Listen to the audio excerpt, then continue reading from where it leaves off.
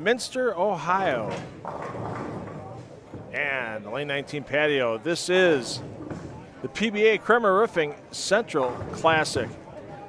Good evening, everybody. I'm $2 Phil Bryler with you from Community Lanes in Minster for this 5th annual Kremer Roofing Classic. We're going to let Bobby Jekyll get his announcements in, and we'll be underway with player introductions on the squad.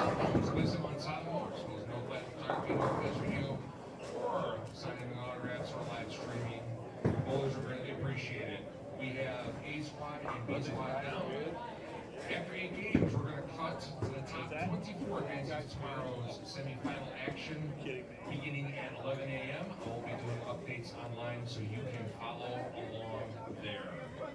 Bowlers, when your arrows come up and you have a full rack of pins, you begin your 8 games qualifying in the 2025 PBA Kremer Roofing Central Classic.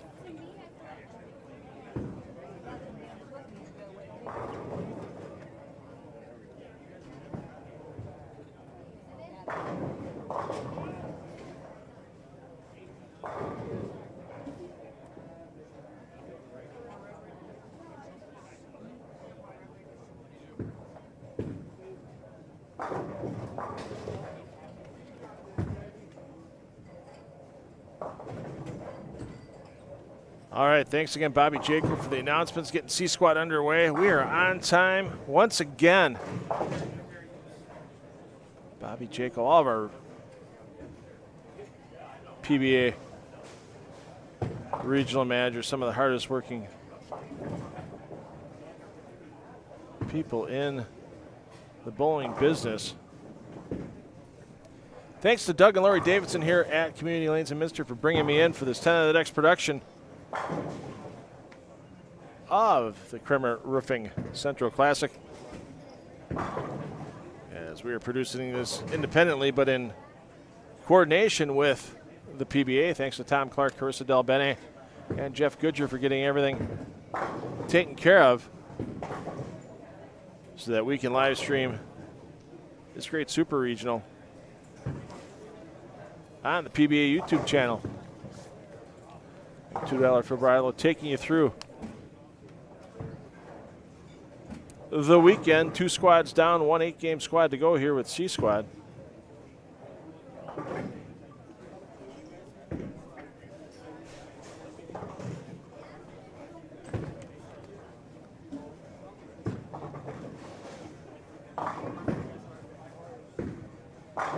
Introduce you to your players.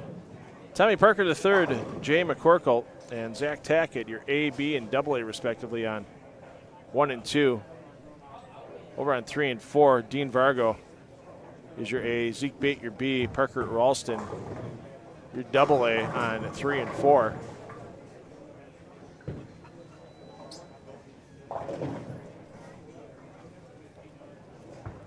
These players vying for one of 24 spots into tomorrow's Cashers round. That'll begin at 11 a.m. Eastern time. And they're trying to get to the top of the leaderboard, as all pinfall will carry over from round to round to round through out the duration of this event up until we have our top 4 players into the step ladder tomorrow at 5 p.m. Eastern time. Michael Davidson, your A squad leader, plus 218. Pardon me, your B squad leader, plus 218. Justin Knowles led A squad. He's the second overall, plus 204. And 3 straight B squad bowlers in spots 3, 4, and 5. Alec Kiplinger, 173 over. Kyle Sherman, 127 over. Steve Novak, 115 over. Then our final 2 bowlers from A squad in the positive. Graham Fobb plus 114, Patrick Dombrowski plus 102, A.J. Johnson at that same number as Dombrowski in 8th overall. And a big drop back, Jason Sterner 9th at plus 59, Chandler Stevens plus 58, Frank Snodgrass plus 49 for 9, 10, and 11. Gage Blackford 12th plus 45, Judson Weber plus 32. And Matt Kuba in 14th at plus 31, even with Kuba struggling to a 136 game in game number 4, brought it back into the positive. Brandon Flora plus 29 and Andrew Baker at even. Baker was a late drop. So our last player to the positive on the day, Brandon Flora in 15th. So there's some players right now that are in the negative that are really sweating things out. The scoring pace on the new application of the 43-foot Earl Anthony pair is going to be tough here on C squad. It's been tough all day for a good chunk of the players. Not a high scoring pace for most that have taken on the challenge. So it could be, because we're taking 24 tomorrow, with 15th place being plus 29 for Brandon Flora. It could be a number slightly positive or slightly negative, making it into tomorrow's eliminator competition. Zeke Bait, he's going to be your defending champion when we're with you again next week here on the PBA YouTube channel from Playmore Lanes and Coldwater, the BowlerStore.com Classic presented by Moxie's Extra Pair. That coverage will start 8 a.m. Eastern next Saturday. Same format as here, 3 squads of qualifying Saturday, eliminators and a stepladder on Sunday. A Zeke Bait, a little footwork issue in an early open frame. Over to your players on 7 and 8 as 5 and 6 is out of play. There's a big support pole behind that pair, and it's a lot easier for the players to not have to deal with it, especially with all the bowling balls and such that these players need to attack these PBA patterns. Gene Perez, a late scratch. Nothing major, but he's taking some precautions and not hitting the lanes tonight. So Jeff Mann is your bowler A. Brett Maley, your bowler B, or pardon me, your bowler double A on 7 and 8. Over on 9 and 10, your bowler A is PBA major winner from earlier this year at the Players Championship, Ethan Fiore. Wesley Boyd, your bowler B. Trevor Roberts, who just won a PBA South Regional over the last couple of weeks. Roberts is your bowler double A on 9 and 10. $4,000 on top here. A good prize over in Delphos for the next event Wednesday and Thursday, and $10,000 on top in Coldwater next weekend. Is not just the top of the prize list, as the Brunswick Cup, presented by WCSM Radio, is a $10,000 prize fund that will use a points list from PBA players that participate in all 3 of the upcoming events here in Minster, over in Delphos, and back down to the southwest to Coldwater. $4,000 for first, $3,000 for second, $2,000 for third, and $1,000 for fourth on that Brunswick Cup points list. Bowlers, it's a pretty simple points list. The bowlers will receive 1 point for every player they beat in the field. So with 68 entries here at Community Lanes for this Kremer Roofing Classic, they're going to earn 68 points on the win. Runner-up will finish with 67 points, and so on. So with Coldwater already being a sellout, that'll be a chance for a player that may not have had great events either here in Minster or over in Delphos to jump on board, take the win, not only take the 10 grand on top there in the BowlerStore.com Classic, but also the $4,000 top prize in the Brunswick Cup. If that win in Coldwater gets them the overall points total lead.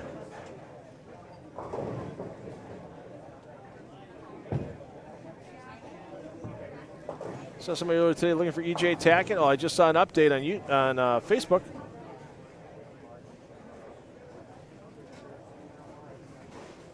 From Natalie Tackett, as Natalie and EJ in Australia doing some bowling-related activities, along with some, I'm sure, well-deserved vacation time for the Tacketts. So we won't see EJ either here in Minster or next weekend in Coldwater. And he's had a great track record in Coldwater. He made our stepladder there last year, that Zeke Bait.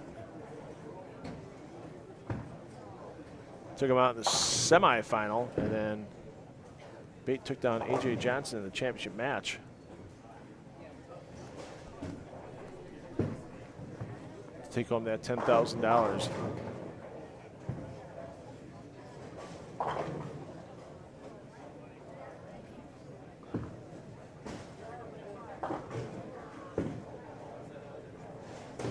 If you have any questions about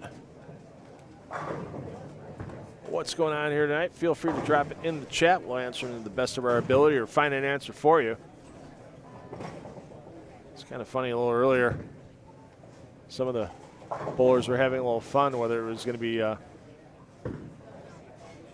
first player to loft the left gutter cap today was going to be either this young man, Ethan Fiore, or Mikey Schleybaugh. As you see, Schleybaugh taking the lane at 13 and 14. Let's introduce you to your players here on 11 through 14. On 11 and 12, Ryan Spears, your A. Nick Green is your B, and your PBA champion. And the rate he's been winning, he may be a future Hall of Famer, with Chris Prather being your bowler at double A. Prather, three-bagger to start, and then back-to-back opens. We've seen that a lot today. Strings of strikes are at a premium, and all of a sudden it's not that tough to find yourself with Bobert and buzzards on your score sheet with back-to-back-to-back opens. One hopes that does not happen to Chris Prather at this time. Mikey Schleybaugh, your bowler A on 13 and 14 for your scoreboard. Brian Robinson, your bowler B. And your bowler double A is Rich Benninghoff.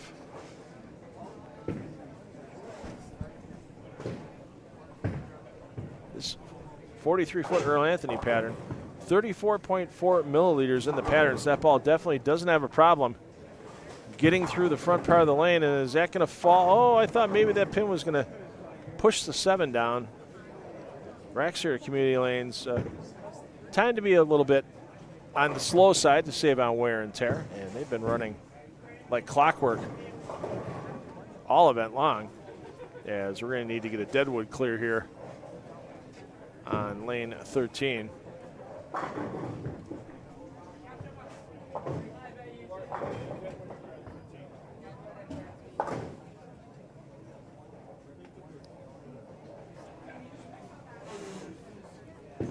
So they'll get that deadwood taken care of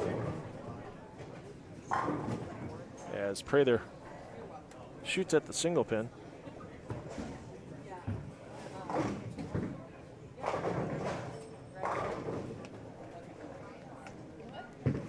Let's take a peek in at our final pairings here. Let's get over to 15 through 18. As your defending champion, Ryan Liederbach, is your bowler A. Liederbach bouncing back off an open frame in the first with a double in the second and third. A couple spares on the board after that. Anthony Lacaze, PBA Tour champion from a few years back. No longer a member, but he's bowling as a guest here in the event, as there was room for non-members. So Lacaze is your bowler B. Don't count Anthony out, even though he doesn't do a lot of competitive bowling in the PBA anymore. Still a very competitive player. David Olsko is your bowler double A, as Olsko breaks up the split on 16. There you see Anthony Neuer.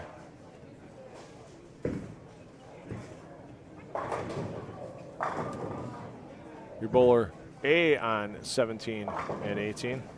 Nolan White, your bowler B, and Michael Williams the second, your bowler double A. on 17-18.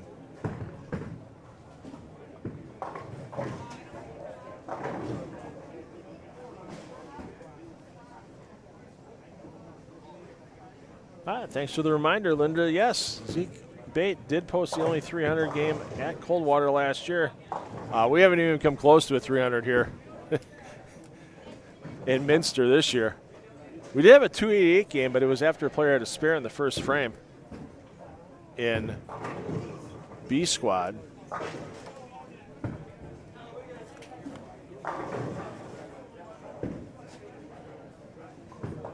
As Annabelle Marin started off with a horrendous game one, bounced back with 288 with 10 in a row after an opening spare before an 8 on the fill ball in game two, and we're not going to mention what his game three was.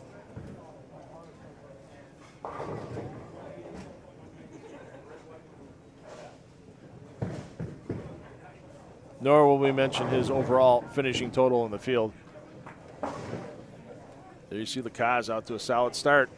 Double spare three-bagger. So you can watch any of the pairs in play on the PBA YouTube channel.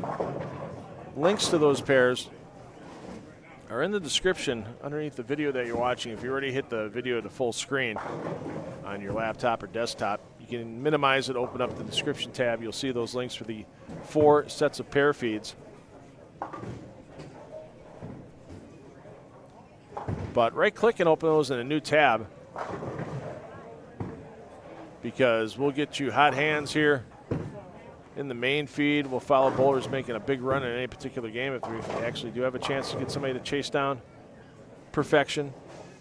And we'll also give you scoring updates. We'll also let you know the lane movement as these bowlers move across the 18 lanes instead of community lanes in Minster. As it won't necessarily be just one pair to the right.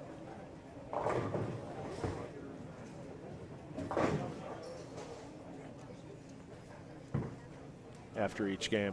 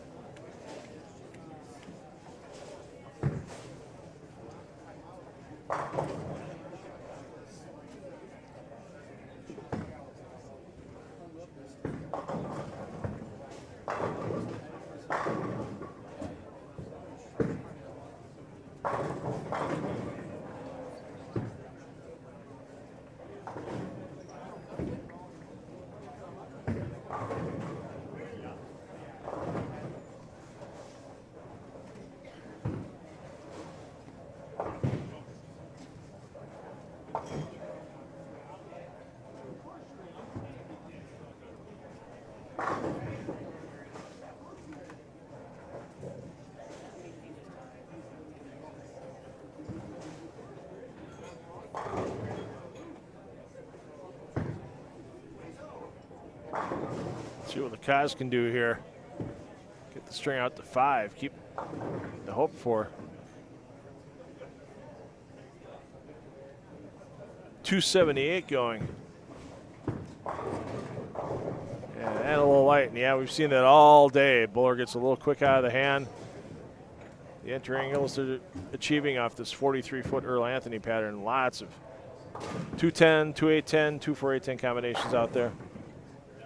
On those shots errant to the right. And if it gets to the right and real quick out of the hand, you see stuff like you see there for Michael Williams II. We actually saw some 4-count super washouts earlier today.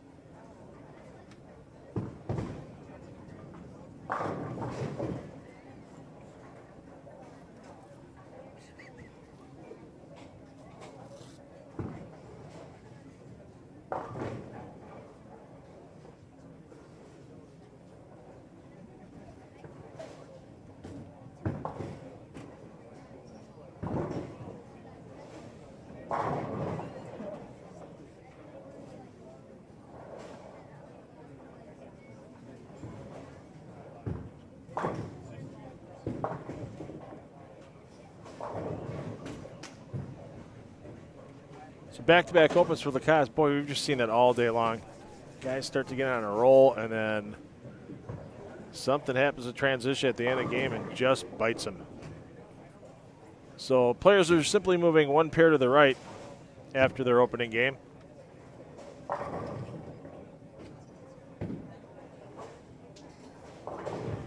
So Liederbach, Lacoste, and Olsko just moving right next door to 17-18. Williams II, White, Neuer moving down to 1 and 2. Here at the PBA Kremer Irving Central Classic. Second game of this 8-game squad, taking the lanes after player movement. And once again, we want to thank our season-long sponsors that work with 10 on Deck Productions to coordinate live streaming or regional action with the PBA, and that is H5G Brands.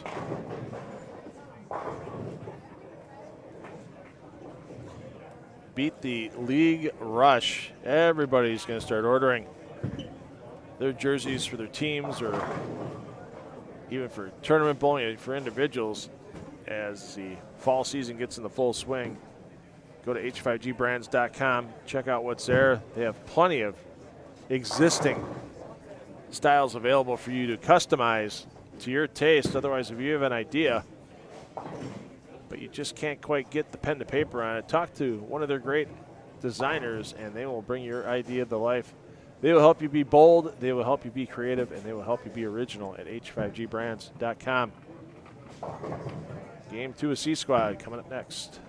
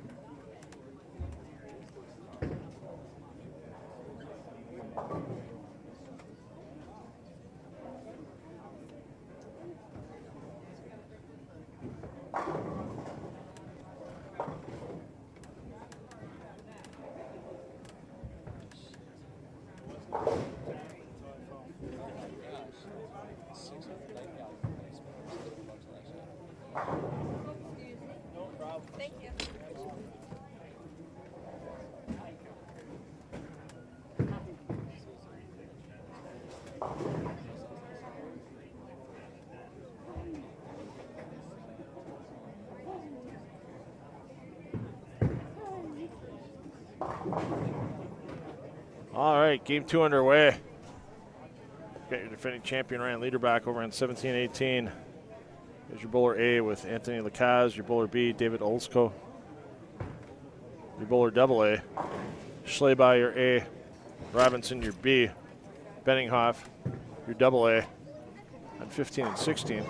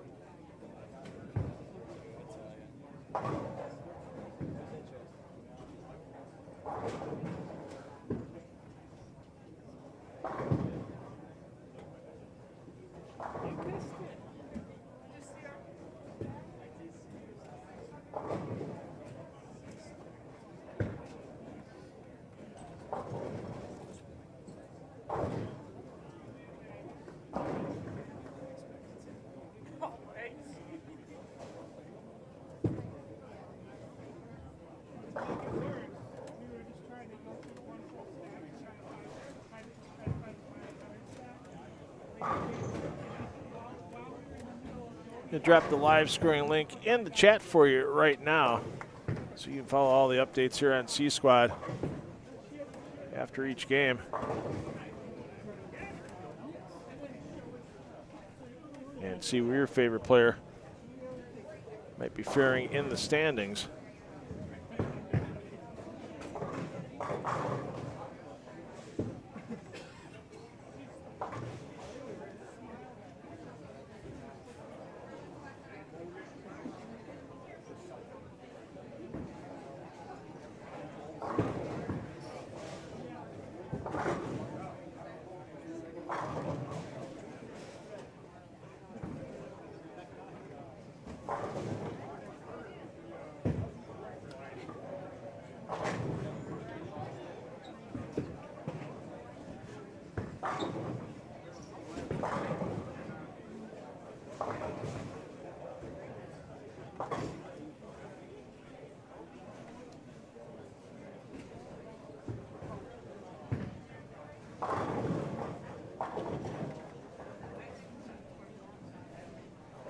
Schleybaugh, we saw in 2024 Cheetah Championship from the Thunder Bowl in Detroit during the PBA World Series of Bowling. And Schleybaugh is trying to go pretty firm and direct right now.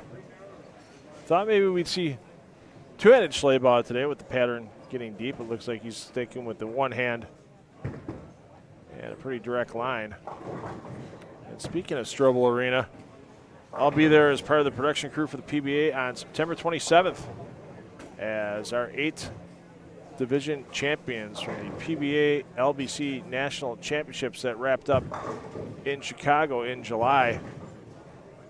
We'll be taking the lanes in that one-ball clash format to see who's going to take home $25,000 in additional prize money on top for the clash victor.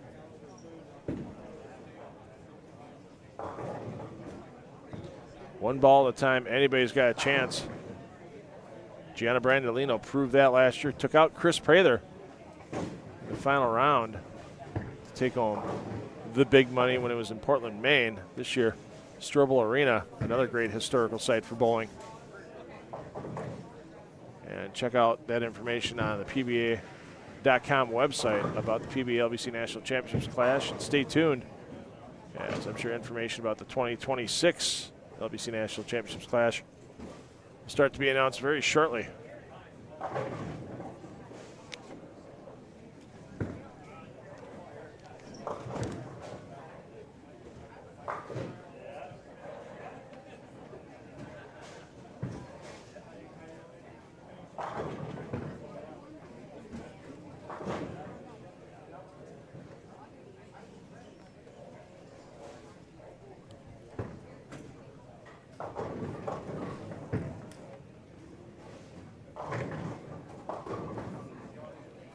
Leader Rock looking to build on that baby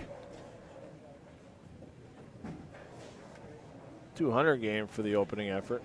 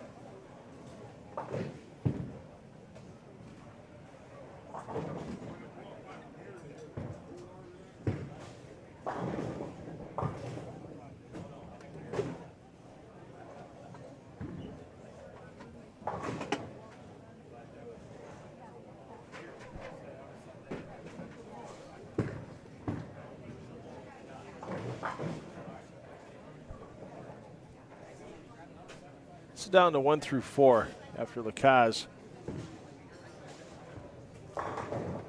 fires here. Boy, he had a chance to get in the 270s last game, and then trouble hit. 9th and 10th frame, put him in the 2 teens, and now trouble starting to hit again after an opening 3-bagger.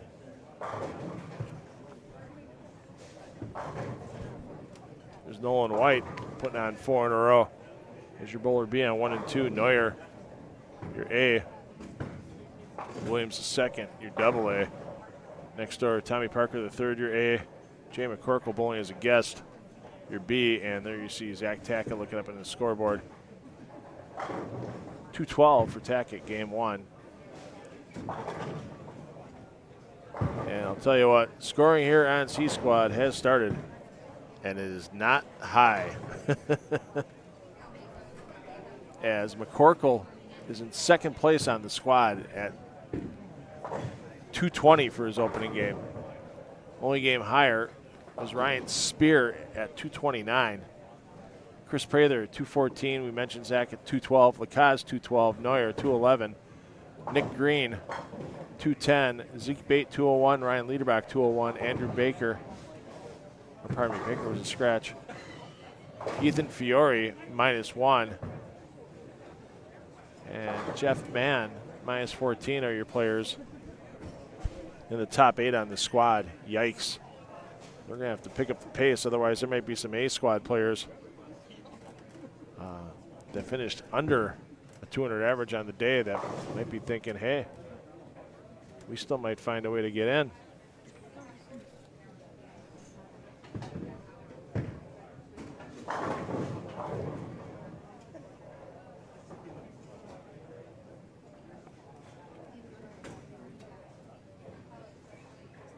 Let's take a peek in as Fiore and Spear on the same feed along with Prather. Prather finding some more problems. Prather looking at back-to-back-to-back opens. Boy, it just does not take long for that to happen. Spear not having a great game too either, as he has 2 opens to start this game, offset one of them with a double, but a long way to go for Spear to get back to a 200 pace. See the 4-bagger up there for Fiore as your A on 11 and 12. Trevor Roberts, your bowler B. Wesley Boyd, pardon me, Wesley Boyd is your bowler B. Trevor Roberts, your bowler double A.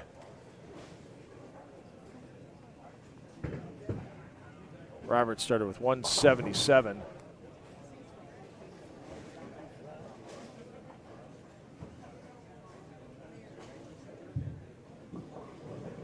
Boyd started with a 185. Mentioned Spear's 229, and yeah, Spear finding more problems. This Anthony pattern hasn't looked fun at all today, and it definitely does not look fun here on C Squad.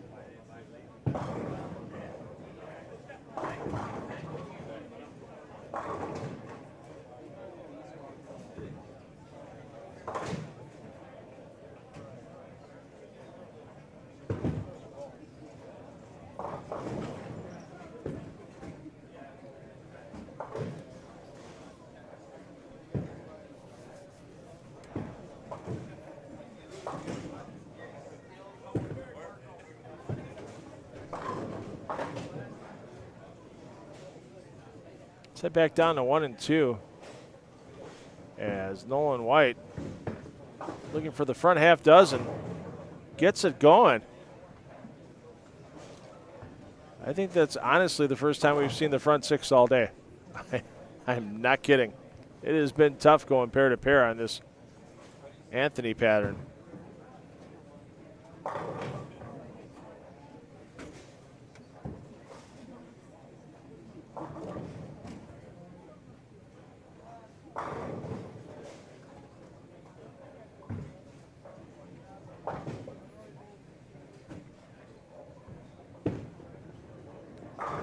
And Neuer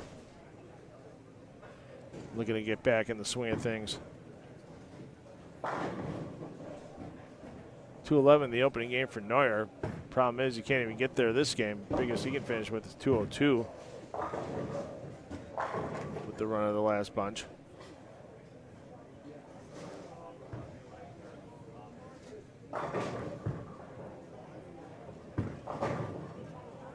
Jay McCorkle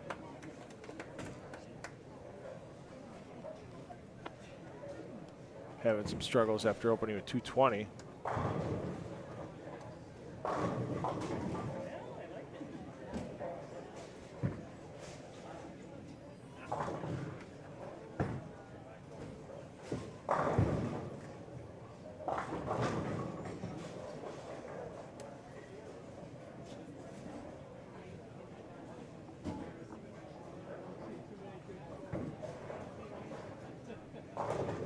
White, yeah, you just saw that ball get down lane and wiggle a little bit before it's made the move.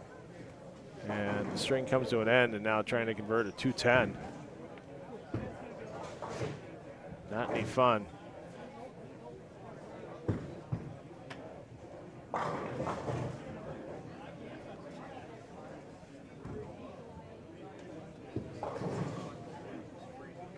White with the 179 start, looking to get back into the top 24 for tomorrow. That top 24 will start promptly at 11 a.m. here for the Kremer Roofing Classic at Community Lanes in Minster, Ohio.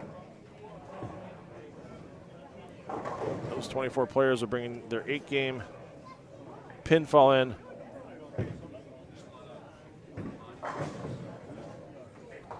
To play for 4 additional games in that round.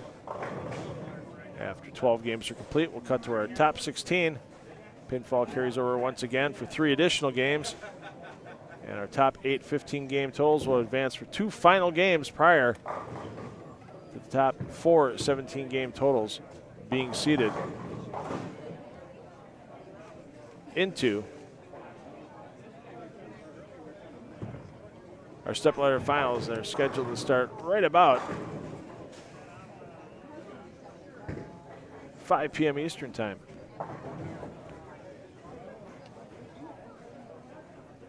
Check back in on Lacaz. Pacing 2-0. But once again, anything more than a single pin's been a real adventure for everybody to shoot today.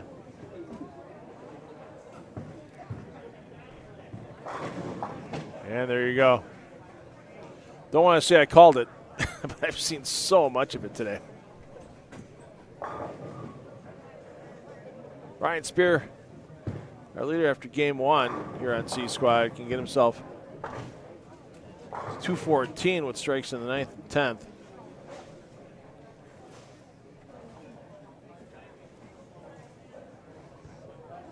Chris Prather, who escaped the opening game with 214. Well, you get to the 2 teens, but you need to strike out 9th and 10th to do it once again. Fiore 199 opening game. Fiore pacing 2-0, thanks to open frames on either side of a 4-bagger in the 2nd through the 5th.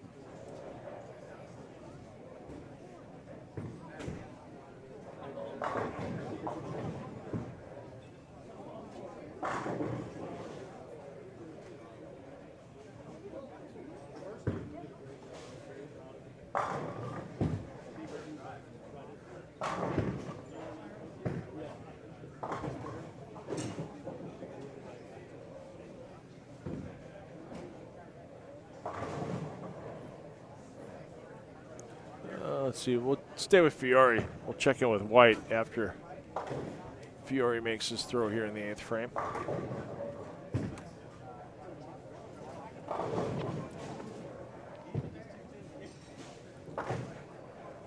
What a surprise, the ball slightly missing right leaves a 210 combination. Great bounce back by White after the 210. His last attempt on lane 2, looking to get out of here with 266.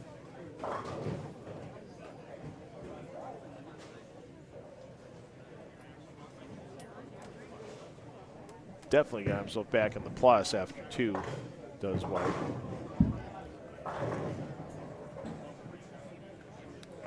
Check back in on our defending champion. 2-1 the opening game for Liederbach. And he's going to be able to get to 188 with a full ride in the 10th.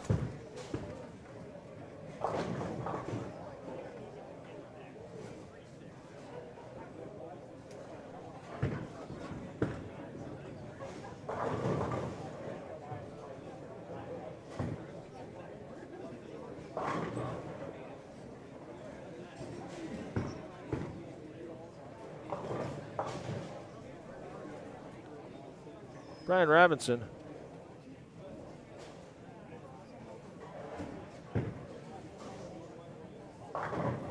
.168 for his opening game. Well, he'll improve on that slightly here. Game number 2. Let's peek in on our game 1 leader with Spear, looking to get to 214.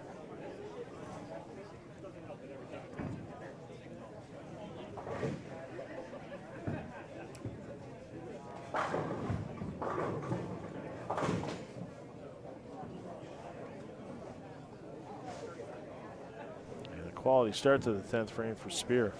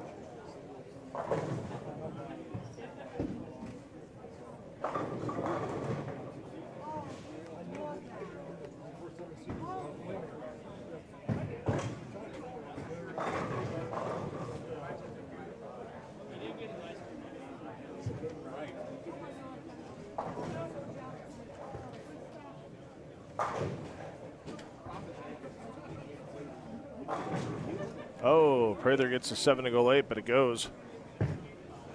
Let's see if White can put the 266 on the board. Yeah, you could see the footwork there wasn't great. A little bit of a bigger hop than normal. Back to Spear, back to Prather. Your player movement from game 2 to game 3. Skip a pair, land on the second. So the players you see here at 13 and 14, they'll get to the end pair, 17 and 18. 11 and 12 goes to 15 and 16 and so on.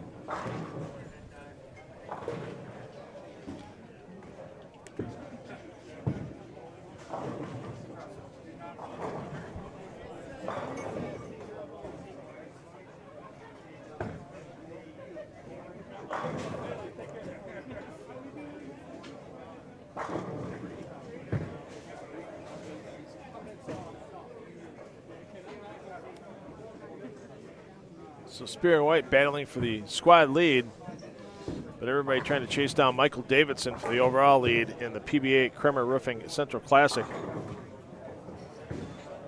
Once again, your player movement, skip a pair, land on the second.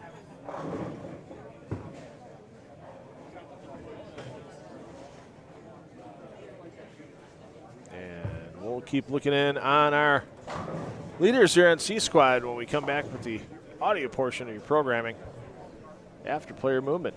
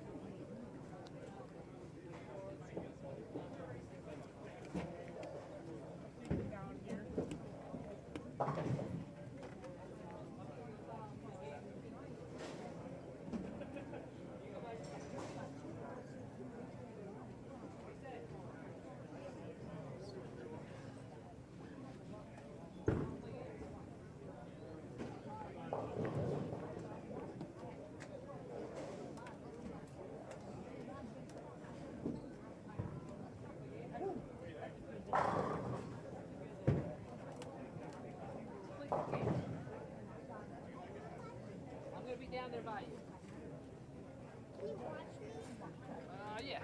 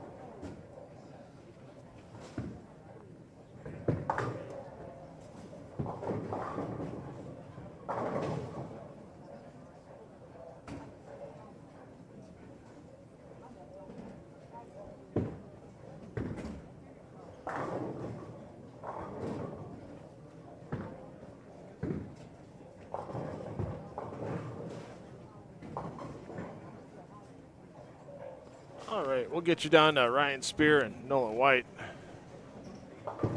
momentarily. Let's get you to White, coming off a big game. And game 2, we'll get you a 2-game scoring update momentarily. Let me try to get caught up on the chat here. For those of you new to the 10 on the Deck Productions live streaming of PBA regional events on the PBA YouTube channel, I'm your production crew, $2 Phil Brilo. So looking on here, yeah, the individual pair streams are there. It's in the description of the video below, or you can go out to the PBA main page. And actually, I'll show you. I think I still got my other laptop hooked up here. Yes, we do.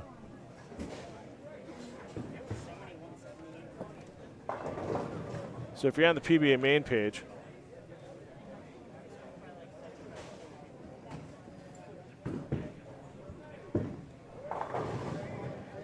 oh, and I lost my connection.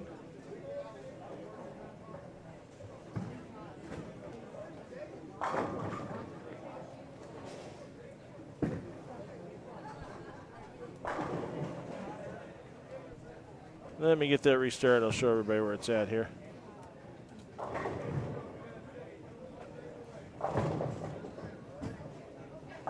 Technology can be wonderful when it works properly.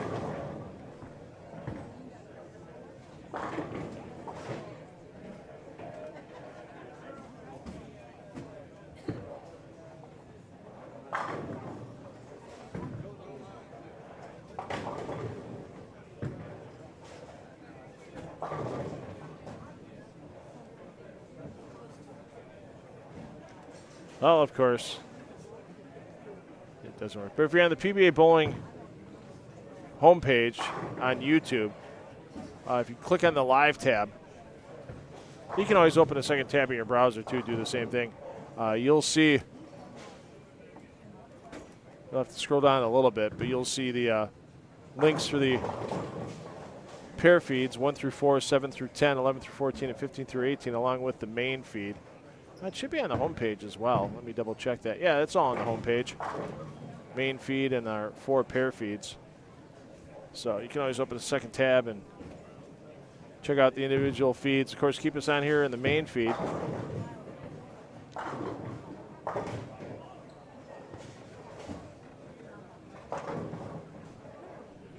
Pro Bowler Lefty, hey, I appreciate the support as much as everybody.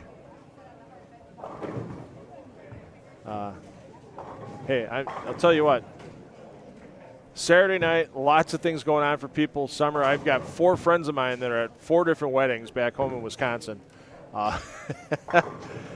Yeah, I'm happy to have everybody here. Let's put it that way. Everybody that's taking the time to watch this great PBA regional event on YouTube on a Saturday night for qualifying, man. I like all of you, no doubt about it. I mean, we're building up to that stepladder final tomorrow. I know a lot of people will be tuning in all day long starting at 11 a.m. All the excitement with the eliminations. I mean, hey, I'm a bowling fan, but, you know, I'll admit it too. Qualifying can be a grind on us watching as fans. It's kind of like the 3rd inning of a baseball game. You know, score 1-1, not a lot's happened. You're waiting for the exciting moment. You know, sometimes it's somebody picking up a 7-10 or a big split or starting a game with an early 5 or 6 bagger. You know, but the excitement, especially with that elimination tomorrow, man, every round means something. Every round, players are going home.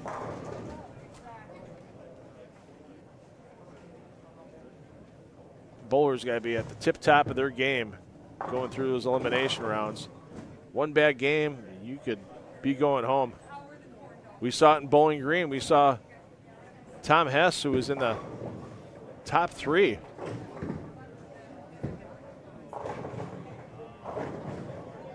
Coming in the Sunday's Cashers round at the Gary Schlichter Memorial for the PBA 50. And Hess was gone after the 4 games in the Cashers round. Packed up and gone.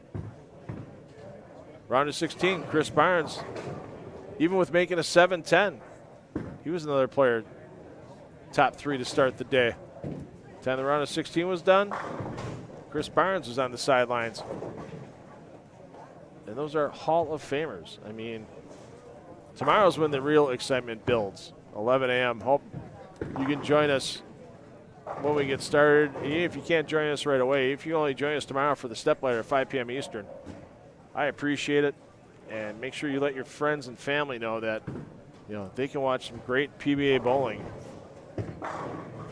for free this weekend on the PBA YouTube channel, and next weekend as well, as we're going to be over in Coldwater with the BowlerStore.com Classic presented by Moxie's Extra Frame. And that's got $10,000 on top with Zeke Bait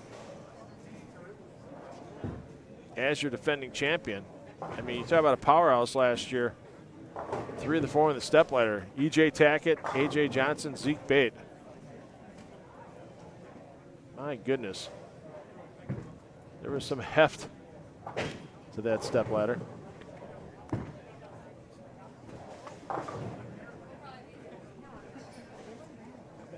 As soon as that 2-game scoring update comes across the wire, we will get that to you.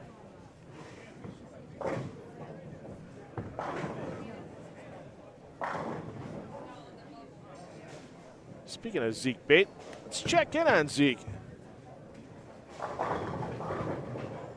Zeke started with 201. Not sure what he had game 2. We really didn't get much of a look at him. Zeke, your bowler B. 3-bagger and a spare through 4 here in game 3.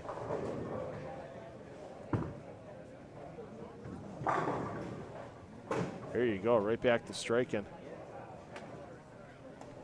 for Zeke Tenkate. Nickname I threw at him last year after the win in Coldwater. Zeke Bait. Because when you win $10,000, you can put that as your nickname. Definitely one of the biggest checks of Zeke's bowling career.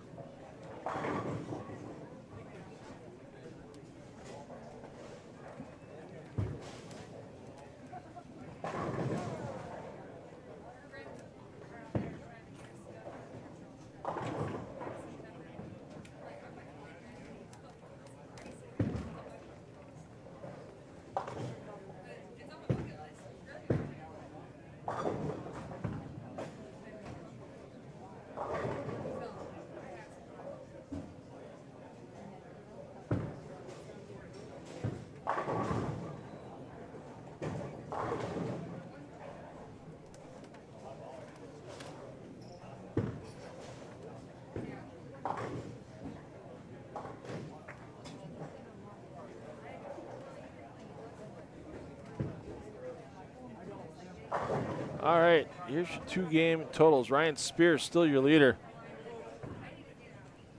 Spear at plus 43. Checking on Spear on 17-18 momentarily when he steps up.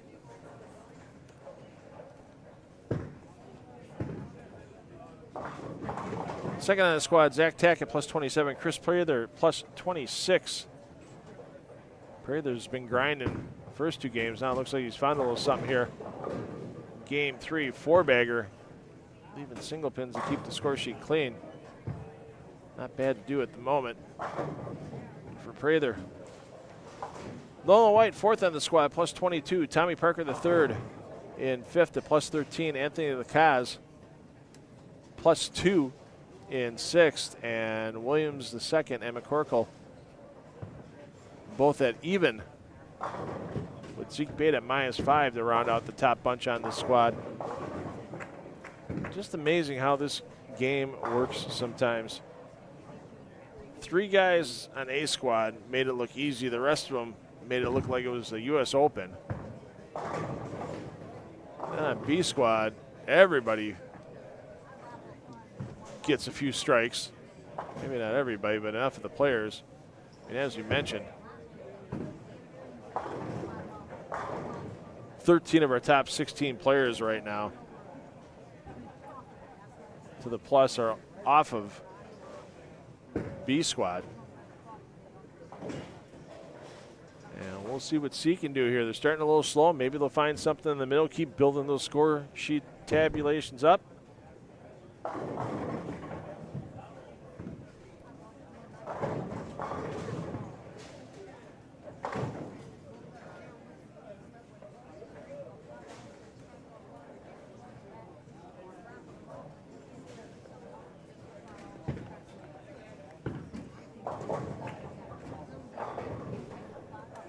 Let's get over to Bait.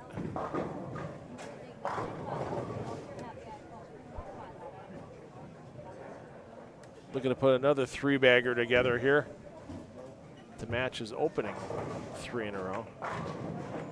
Jeff Mann, who you see over on lane 14. Mann's falling back to -74. Brutal game 2 for Mann with just a 140.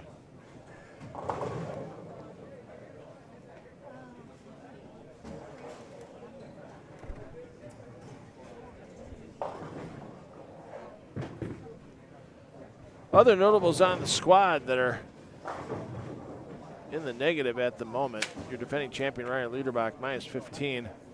Ethan Fiore, -23. Mikey Schleba, -35. Brian Robinson, -42. Anthony Neuer, -45. Trevor Roberts at -46.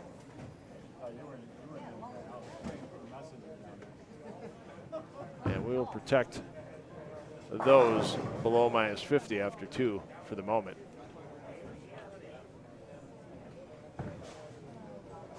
Let's take a peek in on Zach Tackett. As Tackett plus 27 for 2 and a solid game here in game 3. 4-bagger with a couple of spares, and now that strike in the 7th. Neuer picks up the super washout, but he continues his struggles from minus 45. Mentioned Tommy Parker. Parker plus 13, and having a decent game this game.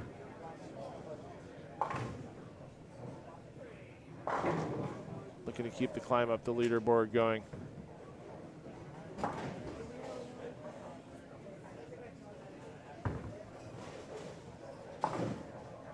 Yeah, Williams not happy with something in the swing. Don't think it was a noise. I think it was just, yeah. He's coming back and he caught something out of the corner of his eye. Distract him. I'm thinking maybe, I think he's saying it was a bug. Yeah.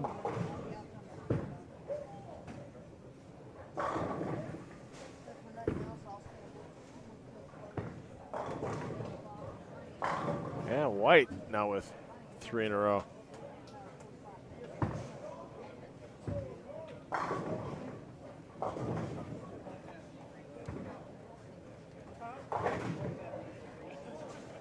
So Vargo having a solid game.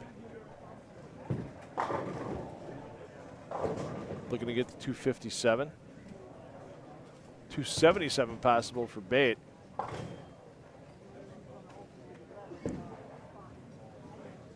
Vargo needs the help. Vargo minus 71 for his first 2.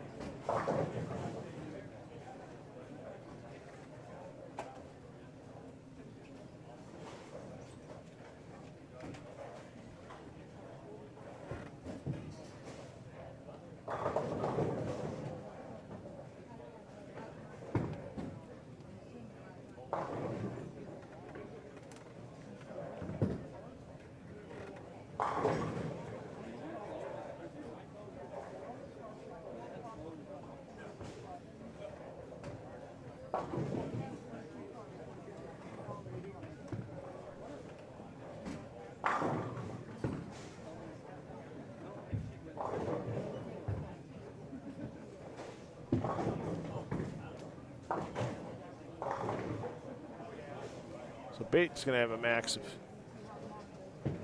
255.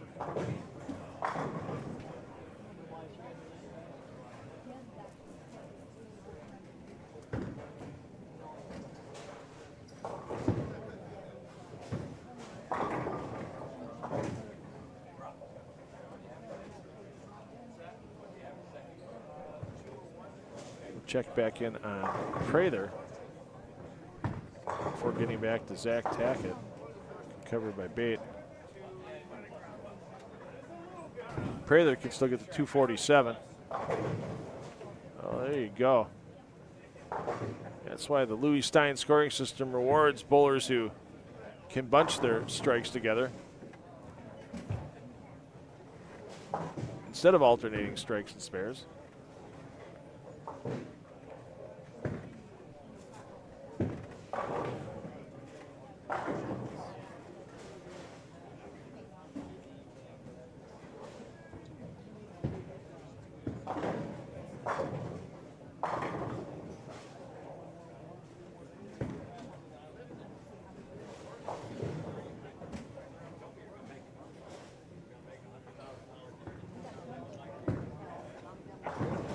Starting with a 5-bagger, and then throwing 5 spares in a row will get you into 230s. Alternating 5 strikes and 5 spares only get you to 200. Mr. Stein was a smart man. Remember back in 1895 at the formation of the American Bowling Congress, in many areas of the country, the maximum score for a game of bowling was 200. As you received 10 for your strike, and then your next shot, there were no rewards made for spares.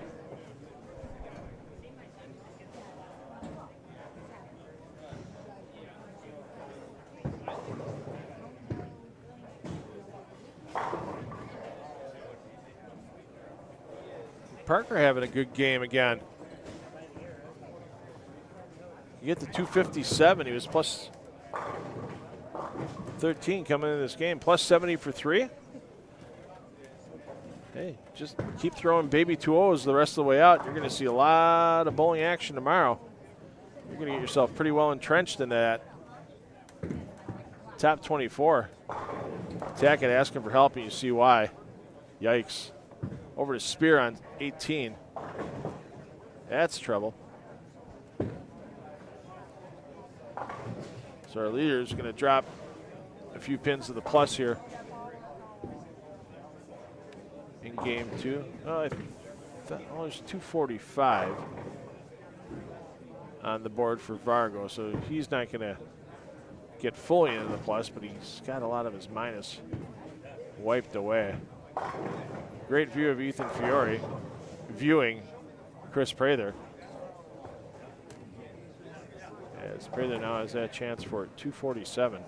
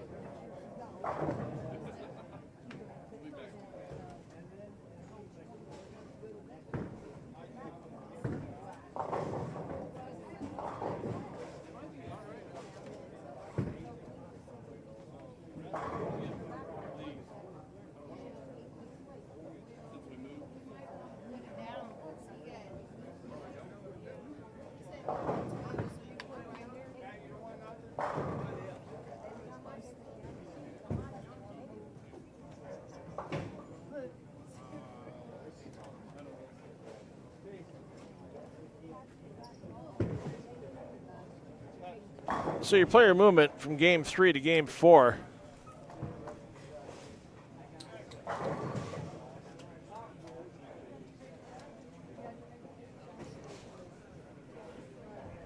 Is skip 2 pairs, land on a third. Pretty big moves. The players you see here on 17, 18. They're going to mosey on over.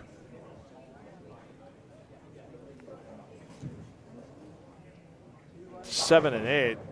And as we wrap up our third game, C-Squad qualifying, you can't have a great PBA regional event without some great local sponsors. And there you see our diamond, platinum, and gold sponsors scrolling across the bottom of your screen. Of course, Kremer Roofing, our title sponsor of this Kremer Roofing Central Classic. But with $4,000 on top, a great buffet for the players and fans outside today. Some great music going on out there. That area is packed out there. We're getting pretty full here in the bowling center. It's a great weekend in Minster, and we are glad you are a part of it here on the PBA YouTube channel. So thanks everybody for watching. And another player deciding the field's not good and the timing's not good on the way to the foul line. But once again, your player movement, skipping 2 pairs, landing on the third, 17, 18, going down to 7 and 8. The players you see here on 15 and 16 are going to be moving down to 3 and 4 as the PBA Kremer Roofing Central Classic rolls on here Community Lanes in Minster, Ohio.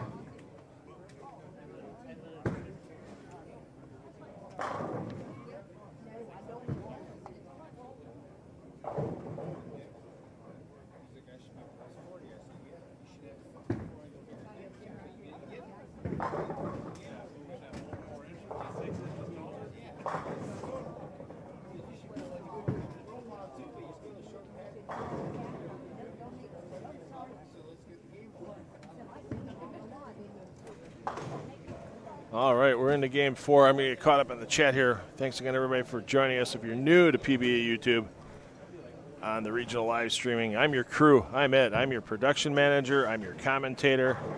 I'm fetching coffee. I'm changing graphics. I'm it. So I try to catch up on the chat whenever I can.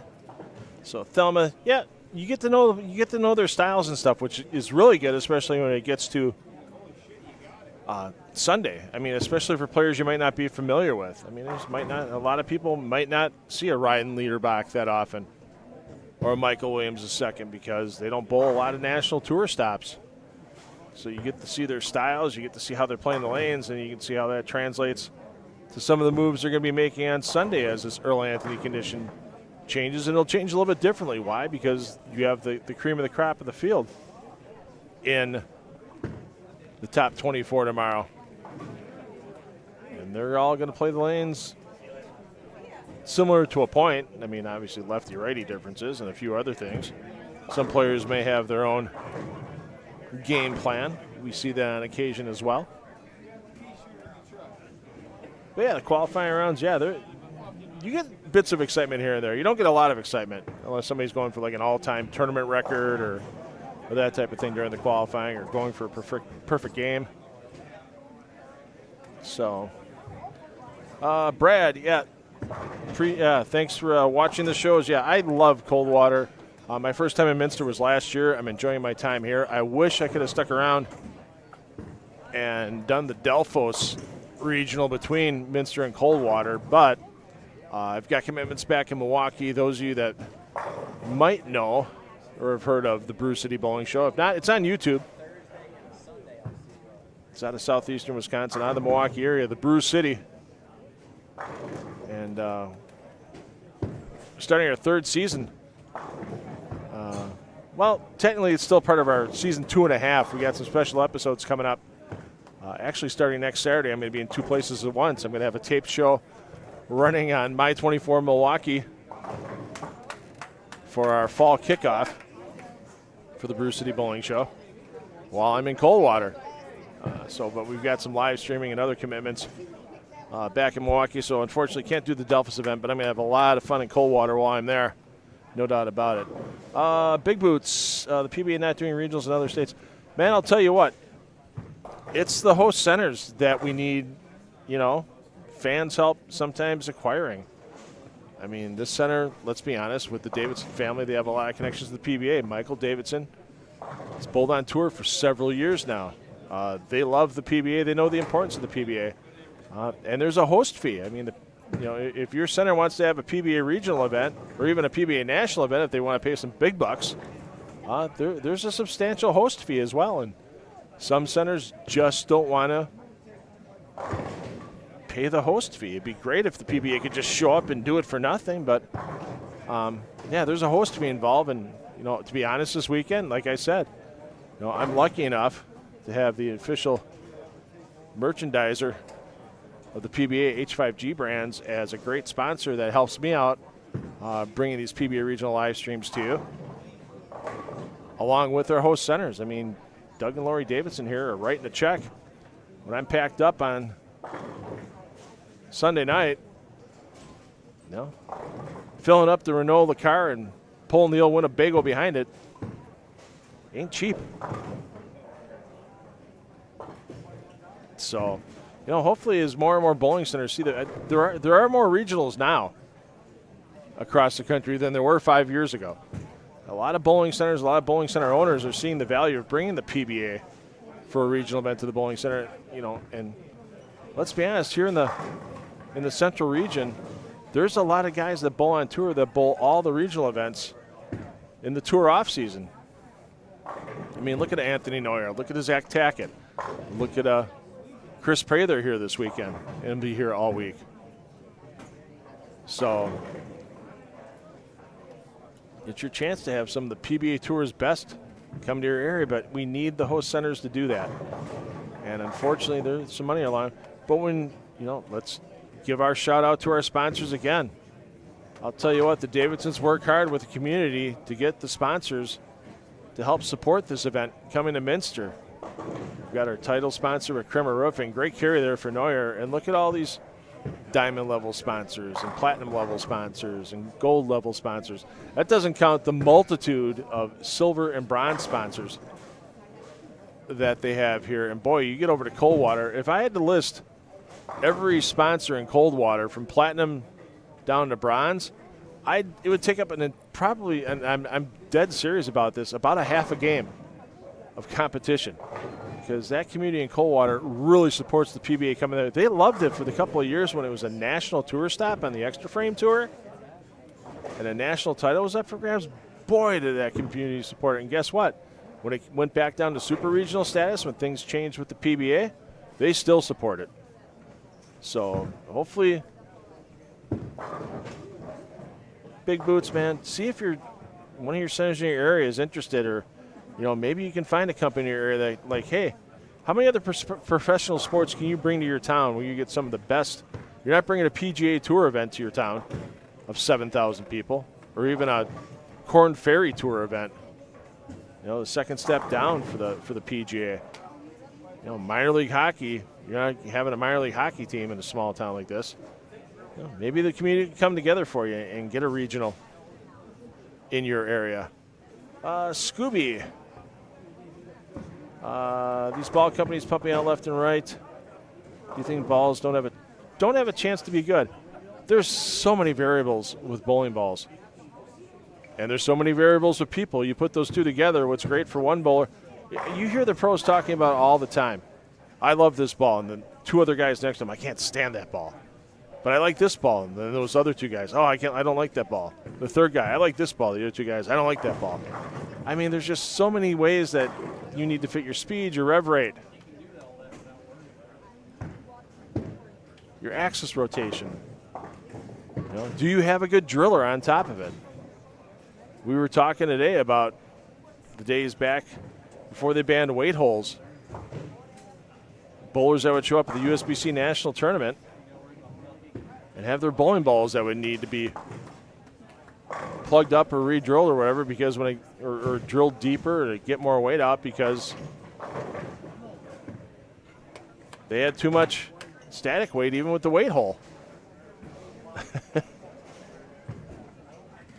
So, Pritzy, no bowling ball will fix my issues. Yeah, I'm kind of the same way. That's why I'm here in the booth and not out on the lanes anymore. Fully agree with you. Big Boots, they're out trying to grow the national tour. I mean, let's be honest. That's where the big money's at. I mean, a regional like we have in Coldwater next week with $10,000 for first place. I mean, that's the community support. That's everything with that. The things dealing with network TV, and I'm not privy to anything on it, obviously. I don't work for the PBA. I'm an independent contractor. I'm lucky that the PBA is, gracious enough to let me stream these regional events. I get the rights for on the YouTube channel. But they're working to build the national tour. I mean, that's what they're trying to do to grow the sport. And, hey, let's look at another thing, too. I mean, look at the PWBA. I mean, they are having hundreds of thousands of dollars a year thrown at it to support it from the Bowling Proprietors Association of America and from the USBC itself. Your membership dues, if you're a USBC member, some of your membership dues are going to support women's professional bowling, whether you like it or not. And they're trying to grow the professional end of the sport. And look how many times a year the women are on national TV. 3. The 3 majors. The U.S. Open, the Queens, the Tour Championship. 3 times a year on CBS Sports Network, which isn't even a network you can get ratings on publicly because it's available in so few areas. It's getting better. Next year, PBA is going to have some events on CBS Sports Network again, not just the PBA finals like they've had for the last several years. It's going to be interesting to see how the public reacts to those events on CBS Sports Network. And, of course, the World Championship will be on CBS Network proper. The CWs in every major market, every top 100 market in America has a CW affiliate. They are, I think they're going to be looking at better ratings than they ever had on Fox Sports Network. On Fox Sports 1. I mean, some of the ratings were really good on, when you're on Network Fox. Then you get the million viewers, the 1,000,001 viewers type of show. Wow, Neuer just gets hosed.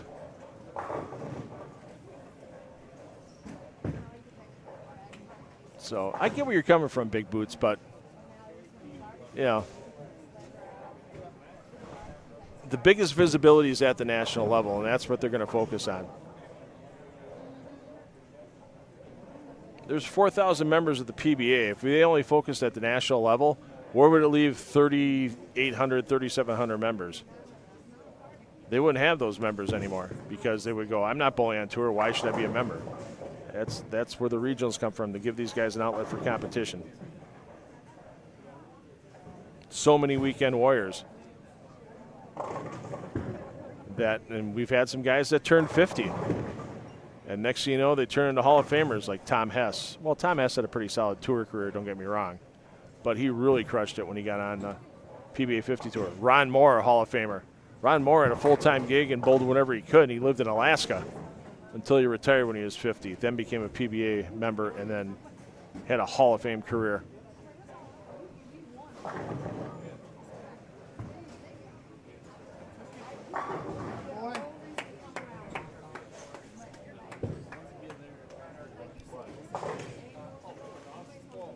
John Janowitz is already Hall of Fame eligible in his second year. The competition after decades of working from Kegel. And, Jeff Riggles had a great story at 11thframe.com about, John Janowitz's life story. John decided he wasn't going to bowl on tour. He had some physical issues when he was younger, turned into a gym rat, really loved learning about lane maintenance, got the career at Kegel. Then once he turned 50, Kegel's supporting him with, hey, you got your gig here, go bowl the tour, keep working with us, keep working for us, do what you can out there on the road. And now Janowitz is going to be a Hall of Famer. It's all guys, thanks to the regional program. It'd be great if the PBA could focus more resources on it. These regional managers that go out to the bowling centers like Bobby Jekyll, like Toby Contreras, like Russ Mills, just the guys off the top of my head I've worked with in the past. They're hustling. Bowling center contacts them, man. They're out there. They'll make the drive and make the call.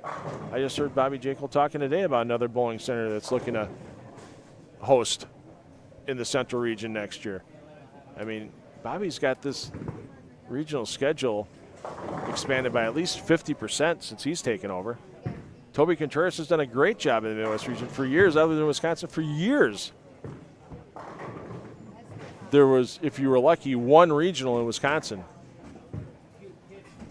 every year. And for several years, there were 0 regionals in Wisconsin. Now this year, there's going to be 2 PBA 50 and, 3 PBA 50 and 2 PBA regionals. Thanks to proprietors looking into bringing the PBA into town and great regional managers like Toby Contreras, Russ Mills, Bobby Jekyll.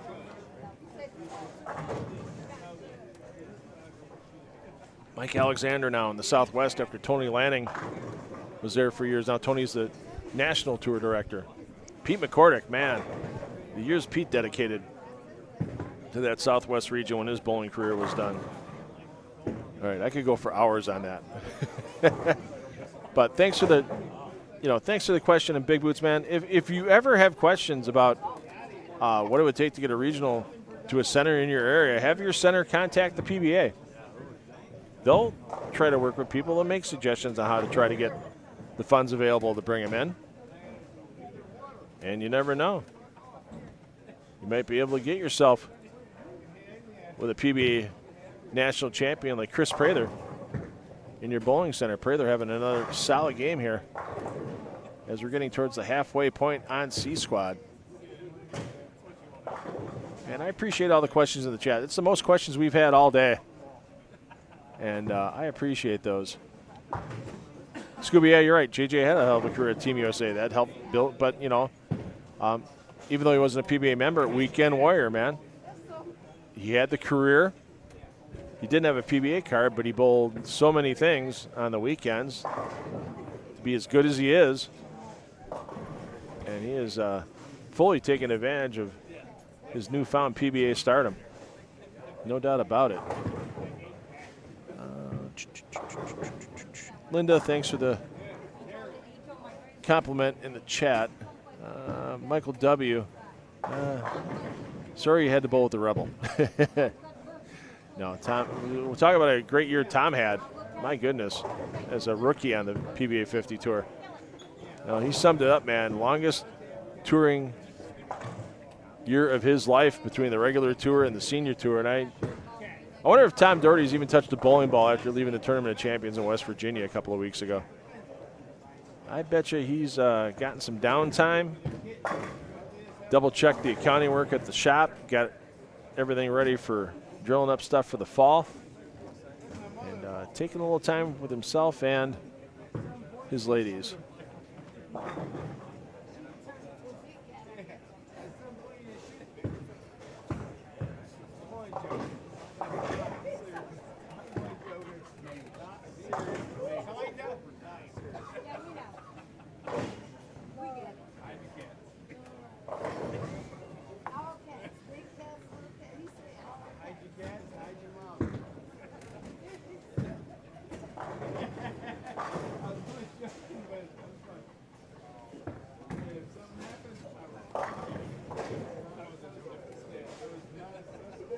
Big was. We had PBA 50 events, national tour events at one of the Triple Shift Entertainment Centers before the pandemic in Minnesota. The name of the center is slipping my brain right now. I believe it was in Monticello, Minnesota. I'd have to search the center name and everything. But they hosted PBA 50 events for 3 years.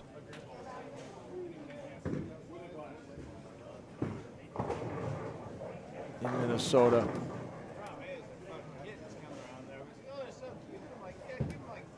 River City Extreme, yeah, in Monticello. I remember the huge game room they had there, along with the private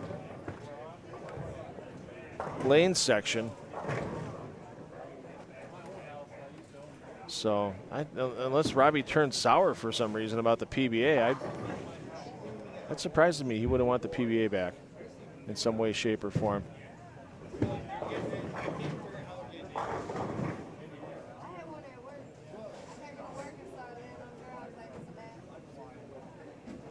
That's a little disappointing to hear.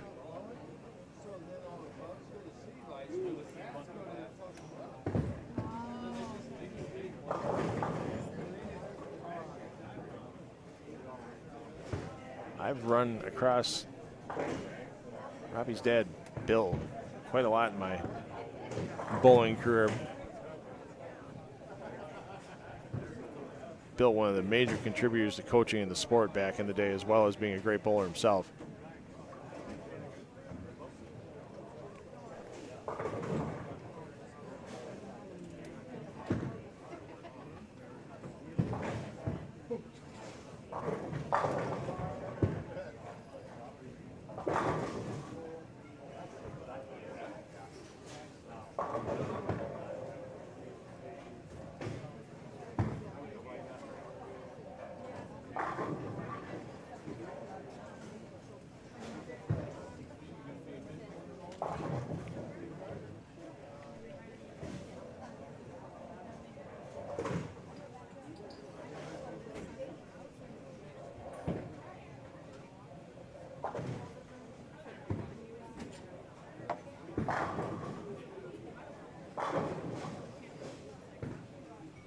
Yeah, Mike Fagan now, yeah, he's got a big event he's hosting at the center he purchased in Rio Rancho, New Mexico with 10 pins and more. And I think it's the last event they're having at that center prior to installing cubic AMF string pins.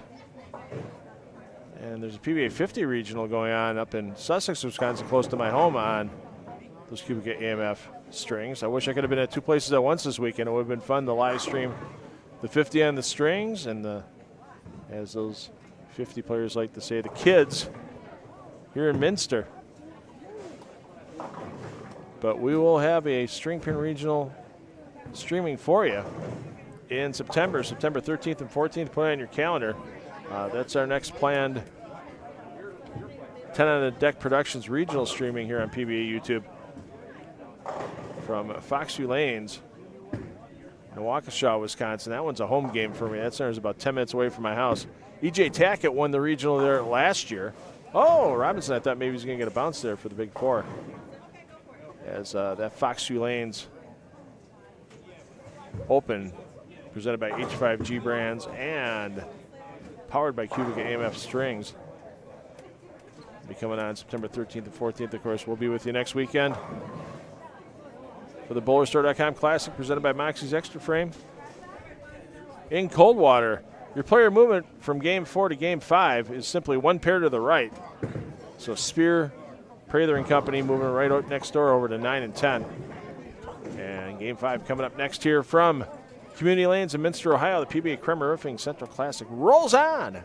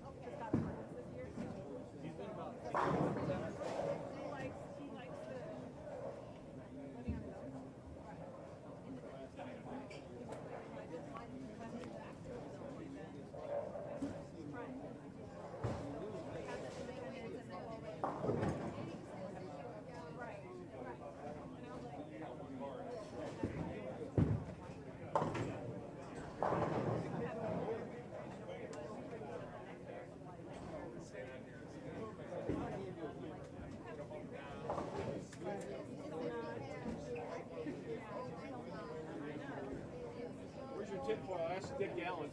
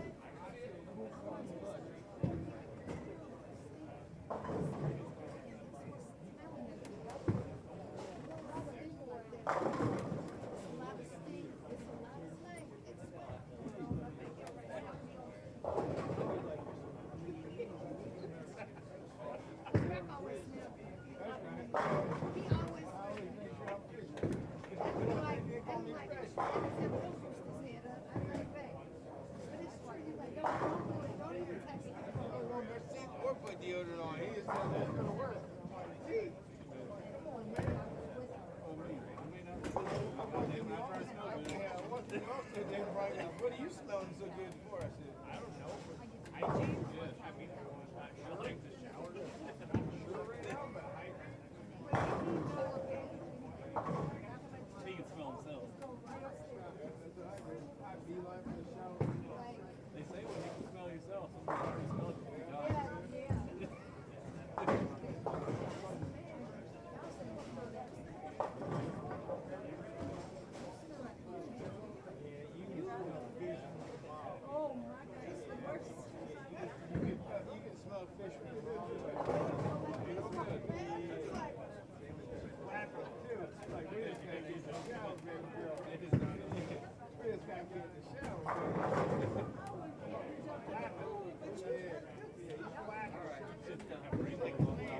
All right, starting out 1 through 4. Here, we'll just give you a recap of everybody in the field right now. Fargo's your A, Bates your B, Ralston your double A on 1 and 2. 3 and 4 is Jeff Mann and Brett Molly. 5 and 6. We got Ethan Fiore. I'm sorry, 7 8. Ethan Fiore, Wesley Boyd, Trevor Roberts. 9 and 10. Ryan Spear, Nick Green, Chris Prather. Prather's your B. Or your double A, I apologize. We'll wait for Prather to pick up this pesky little 10-pin, which he does. Over to 11 and 12. Mikey Schleybaugh, Brian Robinson, Rich Benninghoff. 13 and 14, your defending champion, Ryan Liederbach with Anthony Lacaz and David Olsko.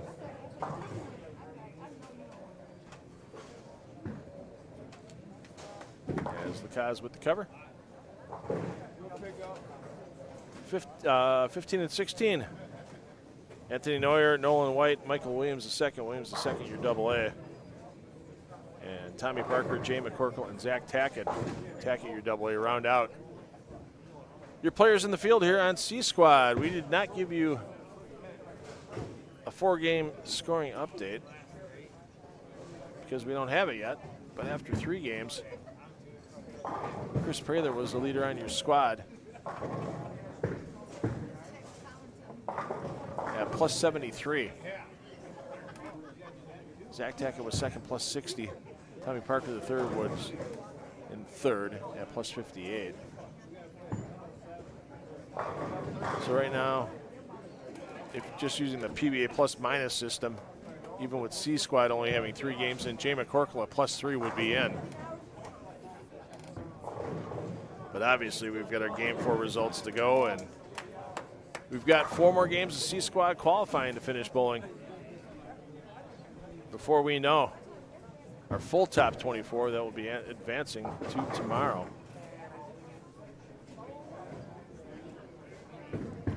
We'll peek back in on our leader Prather momentarily. There he is. And that 6-pin just doesn't do it on the 10.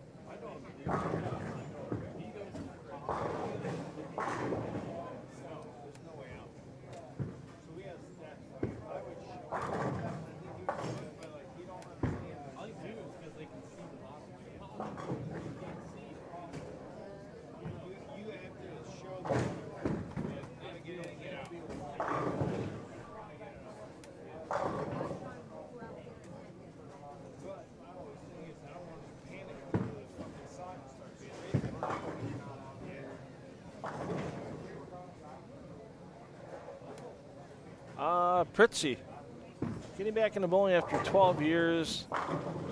They're surprised the wife enjoys it as much as they do and enjoys watching. What's something to say to encourage her to keep trying, or any advice? You never stop learning in this game. If you like to learn things, even if your physical talent may not ever match a Chris Prather, you never stop learning how to trick up a bowling ball, what surfaces you might need on certain conditions. You know, and the other thing about bowling at this level for these guys, for some of these guys like Prather, it's a way to make a living. For 99% of us, it's a great way to have fun with some friends for a night out and be a little competitive in the process. A lot of people might not ever bowl on PBA conditions, but just get out there and have fun with it. And if you get frustrated with how you might or might not be improving, and you want to keep trying to get better, find a local coach that's good. They don't necessarily have to be a certified coach from USBC. Talk to your family, talk to your friends, talk to your local pro shop operator. There might be a coach as well. And give yourself a little time to commit to the sport. Don't take a lesson and then not bowl for 2 weeks. The only way your body's going to respond to things, I mean, if you ask Chris Barnes, all the work he's put in his career to make the subtle adjustments to keep improving his game, the physical changes to his release, his timing, everything, it's thousands upon thousands upon thousands of repetitions. But he's doing it for a living. You can still get plenty of things to work on with a bowling coach at home. There's some great training tools out there. I know Eileen's bowling buddies with him. J.R. Raymond has been designing some great training tools for bowling. I don't know the web address offhand, but if you're on Facebook, look for J.R. Raymond, and you can see some of the stuff he's been designing. And I think he's probably got the website address for where he demonstrates and sells those products. Yeah, there's ways to train. You know, it's no different than golf. You might not be able to get out and play 18 every day, but you can swing the club in the backyard. You can go to a driving range. So many training tools nowadays that you can use at home that players use to work on their swing, that work on their putting, the putting green at home, that type of thing, as Prather can't take the 4 down. Yeah. If the game stops being enjoyable, find a way to enjoy it again. Maybe it's improving. Maybe it's cutting back. Maybe it's, you know, there's no one way to fit that, why people love the game. I loved bowling for years before I ever actually bowled. I used to watch on Saturday mornings with my dad. I didn't start bowling at leagues and stuff till I was almost 17 years old. Spent a summer at a local bowling alley, paying $0.25 a game off my paper route back in the and got my average up to 190. Then I started working with a coach, the great Carol Miller, USBC Hall of Famer, late great Carol Miller. Helped me a lot when I was transitioning out of junior leagues into adult leagues. And then, yeah, I was to the point where, yeah, I had a PBA card for a couple of years. Was I competitive out at the regional level? No. I mean, didn't embarrass myself, but I had no business being out there with the great players in the Midwest. And then I've learned to love the sport in a different way. Been working on bowling television shows in the Milwaukee area since 2007. Started working with the Extra Frame, the old PBA live stream service, back in 2014. So, yeah, I'm getting into year 12 of my live streaming career, and pushing 20 years altogether in broadcasting. Let's give you your rundown here on C Squad. Nolan White after 4 games, plus 97. Chris Prather just 2 pins behind. Then go back 30 pins to Jay McCorkle at plus 65.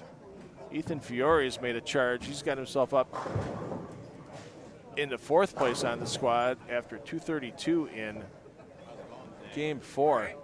5th place is Zeke Bait, plus 45. Zach Tack at 6th place, plus 39. Ryan Spear at that same number. And Michael Williams rounds out your top 8 on the squad at plus 37. If the squad would have ended with everyone's plus number after the 4 games of C and the 8 games on A and B, Brandon Flora would be your number at plus 29. Problem is, there's still a lot of bowling going on behind him, even though players here on C squad like Trevor Roberts, Anthony Lacaz, Ryan Liederbach are 40 pins or so behind Flora. And you go back another 25 pins or so to Fargo, Boyd, and Olsko. So there's some players that need to start making charges. But I'm thinking right now, I mean, if you're a player like Chandler Stevens at plus 58, Jason Sterner plus 59, off of B squad, even Frank Snodgrass plus 49. I'm feeling pretty good about my chances for tomorrow. I think Sterner and Stevens are in easy. That's the thing. There's so many C squad players that are 100 behind a player with a dead score like Snodgrass that I think Snodgrass is okay. I think if you get to those dead scores of a Judson Weber at plus 32, Matt Kuba plus 31, and Brandon Flora plus 29, they're going to be sweating a bit. I have no doubt in my mind, but you look at players that are ahead of them already. Here on C squad, Spear at plus 39. He's having was having a great game. 4-bagger in there, but now he's looking at open to give some back.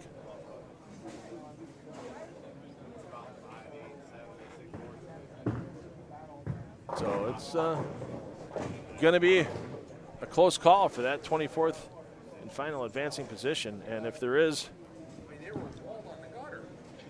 a tie, there would be a 1-game roll-off immediately after the conclusion of C squad. Trevor did not move from Florida. Trevor and Ethan Fiore traveling together up to this regional. They're bowling as many regionals as they can. And from talking with Ethan for the squad today, he's bowling the 3 events between Minster, Delphus, and Coldwater. And then they're parking the RV. And Ethan going to be flying over for the Lucky Larson for his first trip over to Sweden for that event.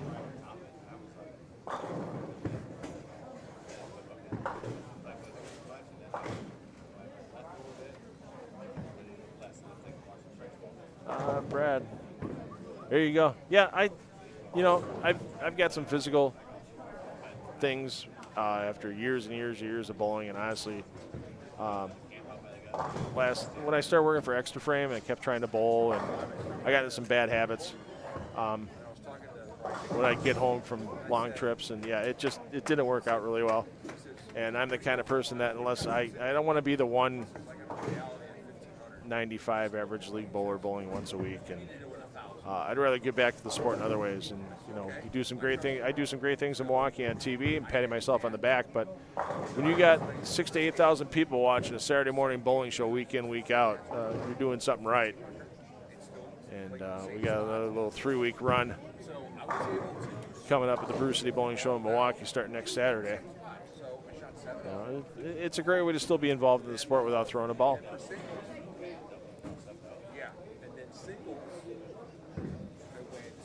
So, Brad, glad you're back, and keep having fun with it. This is my 21st game talking bowling today. 8 on A squad, 8 games on B squad, and now into the 5th game here on C squad. I'm having fun, and part of the reason I'm having fun is the great chat everybody's letting us have from our YouTube comments. Appreciate everybody dropping in their questions and comments and having a nice discussion. Even though it might be one-sided, I'm doing all the talking since you guys have to type. But I hope you're enjoying everything this evening. And we'll have some great coverage for you tomorrow here on the PBA YouTube channel as we will crown a champion of this PBA Kremer Roofing Classic. And they'll be taking on the $4,000 check. And they'll also be on top of the standings for the Brunswick Cup. That extra $10,000 in prize money will be split between the top 4 finishers in the special points list between Minster, Delphus, and Coldwater. You have to bowl all 3 events to be in that point list. And that winner of the points list taking home $4,000. Second will get $3,000. Third will get $2,000. And fourth place will get $1,000. So we're going to take a little earlier than normal audio break, namely because I can feel my voice getting a little hoarse. And I'm going to go grab a bottle of water.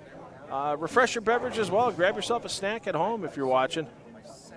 Relax and keep having fun with us here on the PBA YouTube channel. Once again, I'm $2 Phil Brylow. I am 10 on the Deck Productions.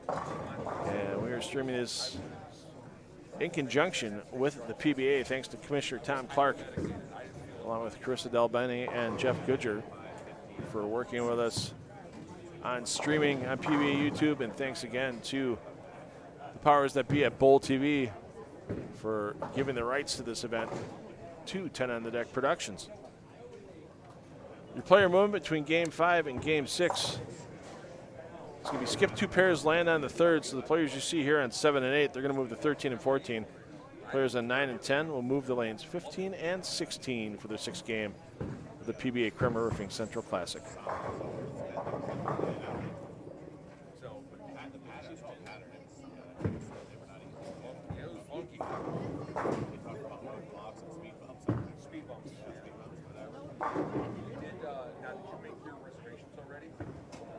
I did, at least I did. I mean, you can't not take advantage of that offer of no resort fee, 60 bucks a night. That's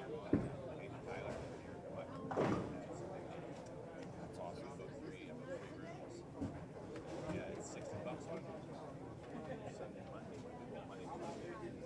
It's like 60 bucks off. It's 60 off. Absolutely. See, yeah. You have to have your reservations in place for August 31st, exactly.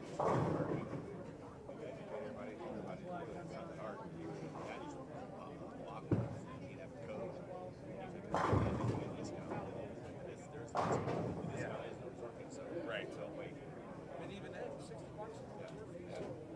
Did you hear how that came to fruition? I thought it was scam first. Well, no. So this is kind of interesting. This is kind of interesting. This is what Tom Clark did to me. They just had to mention of that game. Seriously. It has nothing to do, actually had nothing to do with that. When Jack Murphy told Tourism Bureau that owns Stadium. Okay, not correct. That's just a partnership. But it's the visitors and tourism that owns and runs the stadium. So they said that if, because there was so much picture last time, because everything was so expensive, that if it falls under 10,000 feet, Chad, that he is breaking. So that's why they did this. That's why he did this. Like that. Yes.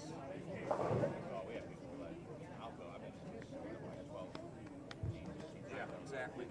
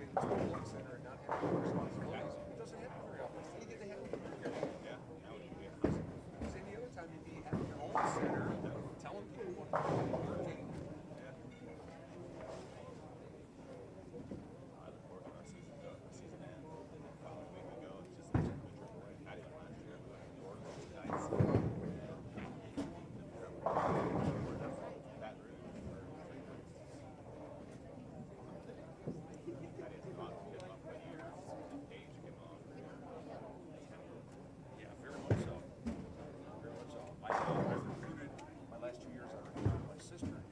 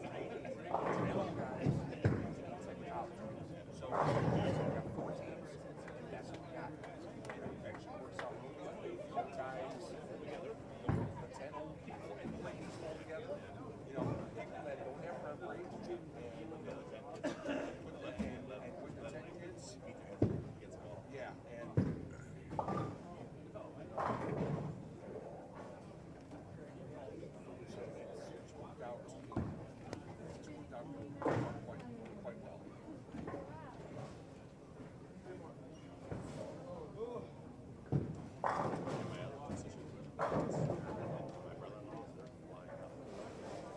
Are they really? So when is your when is it? What?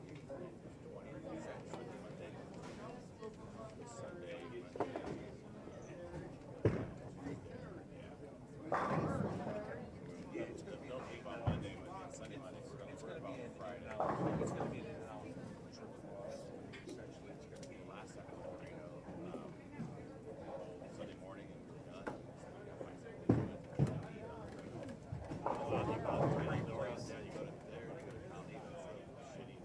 Oh yes. We had 8 guys. We sat around a table and I ordered. You're ordering. It was $2.75 a beer. My round was $27 or whatever it was. So we're gonna have one round in the bar and we're going to the next place. All 8 of us bought one round. We were like, remember, we went to the next bar. It was kind of a fancy one, so that might be $5. Here, way more expensive. Sorry. Awkward. We're now getting feeling pretty good. So we had found a place that had like a bunch of containers. Like containers that dumped out of this bar or whatever. Man, they had all kinds of fun stuff. Different.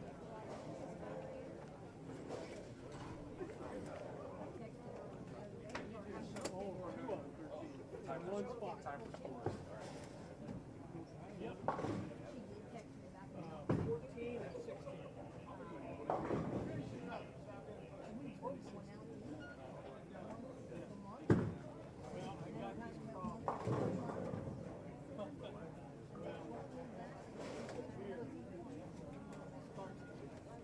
got this problem.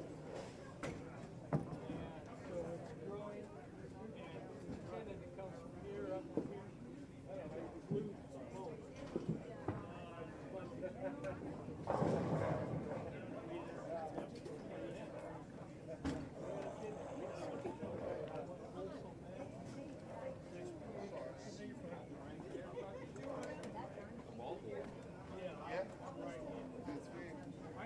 Is your person winning?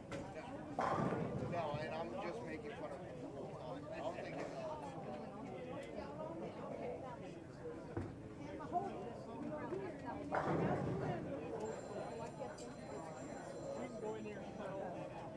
All right. Somebody's got their phone on. Hear the ringing. Let's knock that down. Once again, as we get into game 6 here, we'll get back to our leading players in just a minute, but once again, we want to thank our season-long sponsor for the 10 on the Deck Productions live streaming here to the PBA YouTube channel, H5G Brands. Not only are the official merchandiser of the PBA to get your great-looking PBA sweatshirts, T-shirts, hats, water bottles, you name it. Lots of PBA merchandise to choose from at h5gbrands.com, but it's also getting to be time for fall league season. It's not just bowling leagues. I have friends of mine that shoot electronic darts. They get themselves decked out in H5G brand jerseys. I know a couple of friends of mine that made matching polos for their golf league. I mean, they can help you outfit whatever team that you need, not just for bowling. And they have some wonderful designers at H5G that can take an idea you have. You might not be a Van Gogh or a Picasso, but those designers can take your idea, put it into a jersey, and reflect your style. Be bold, be creative, be original. H5G Brands. And once again, I want to thank not just our title sponsor with Kremer Roofing, but also want to thank all of our platinum, diamond, and gold sponsors that are scrolling across your screen.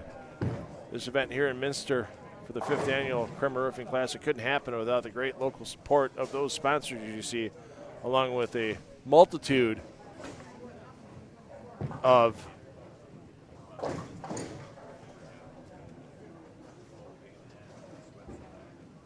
silver and bronze sponsors as well. And we appreciate all the support of our sponsors here in Minster. We appreciate everyone tuning in tonight here on the PBA YouTube channel, and there's going to be more excitement for you tomorrow as that qualifying for the round of 24 is going to start at 11 a.m. sharp as we continue to march forward towards determining our champion, who's going to be leading that Brunswick Cup points list and taking home a check for $4,000 at the conclusion of tomorrow's stepladder finals.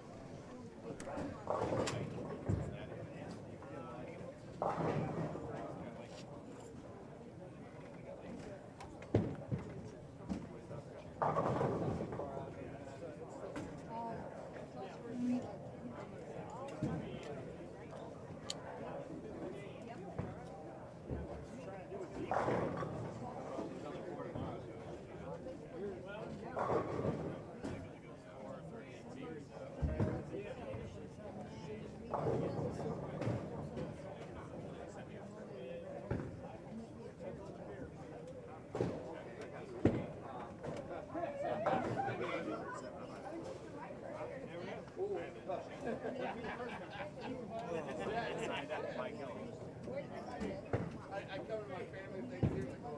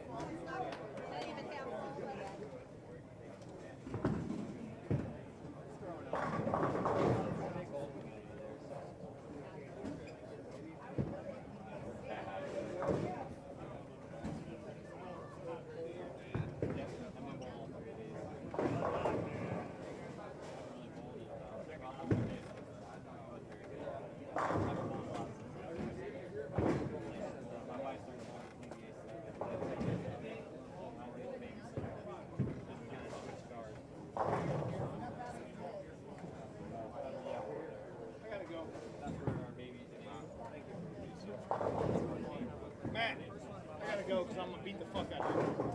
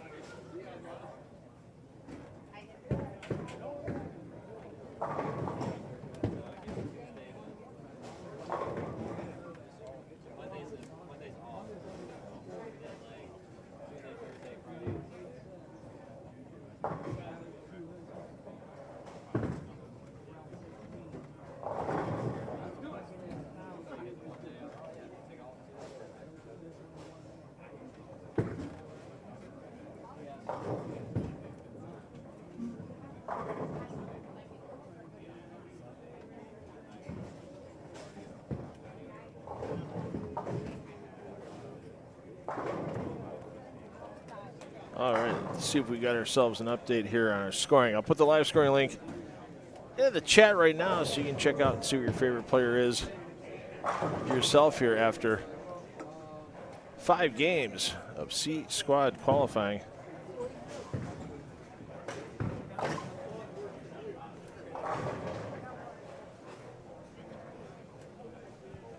So your leader on the squad, Nolan White at plus 110. Ethan Fiore's made a nice charge back up the standings. He's second at plus 107. Chris Prather third at plus 100. Zeke Bait fourth, plus 94. Bait, after a bit of a slow start with 201 and 194, is fired back with 232, 218, 249. Jay McCorkle, fifth on the squad at plus 59. Tommy Parker, 6th, plus 41. Ryan Spears, 7th, plus 38. Zach Tackett, 8th, at plus 37. And Michael Williams is second.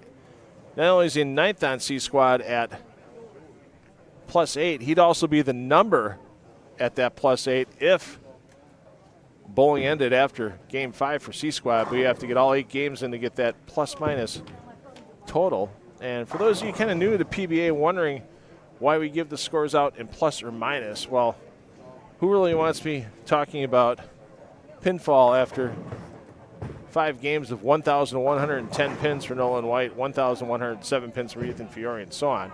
So what the PBA uses is a plus-minus scoring system. They use 200 for par. So even though nowadays, if you're averaging 200 in a PBA event, you're not usually getting a check. But still to this day, 200 for par, and then what they do is you multiply the number of games by par. So in this case, we bowled 5 games on C squad. Multiply that by 200 for par, and that gives you a total of 1,000. Then subtract the par from the bowler's total score, and that gets you the plus or minus. So in the case of Nolan White, he has 1,110 pins. We subtract 1,000 pins, that leaves us a 110 number plus 110. If we go down the list a little bit and we get to Anthony Lacaz only has knocked down 995 pins. So if we subtract 1,000 from 995, that would leave us with a -5 or -5, which is how we report Lacaz's score. So it takes a little getting used to, but I'll tell you what, when you start getting into, especially at, let's say, the majors on the PBA Tour, and you're in game 55, and the pinfall totals are in 5 digits, yeah, you're pretty happy for the plus-minus to follow the scores with, other than the actual full pinfall to report the scores by. So hope everyone's having a fun time watching us tonight here from Minster, Ohio. Community Lanes. Oh, the lane 19 patio is hopping. I made a quick run out there. There's a young lady named Taylor, not of that famous Taylor that's just releasing a new album variety, but Taylor and Steve out on the patio, and they've been entertaining the fans that haven't been inside bowling all night long. Some of the bowlers already done for the evening. They're just hanging out and Relaxing. Some bowlers getting ready for tomorrow. Some bowlers getting ready to. Oh my! Wow! Did you see that for Zeke Bait? A pocket 6-7, and the machine picked it up. He's checking his glasses. I'm checking my glasses. I don't even have them on. My goodness. We had a pocket 6-pin earlier today from Matt Kuba. I've never seen a pocket 6-7 before. Zeke, I'll get you the replay once we're done. He just asked me to turn around. My booth is directly behind lanes 9 and 10 in the Moxie's lounge area. And he just said, "What's that?" It's even tougher to make now because whatever hit it, whether it was the 3-pin, I think it was the 3-pin. I don't know if it was the ball deflecting as well. It moved it farther to the right, so this is an almost impossible conversion for Bait. Oh, and he picks it up. From a bad break to a great break. Way to go, Zeke Bait. Yeah. From oh wow to oh my in 2 shots by Zeke Bait. Watch that one for the highlight reels tomorrow morning. I'm marking that one down right now. I'm pulling it out of the feed as soon as I can this evening. My goodness.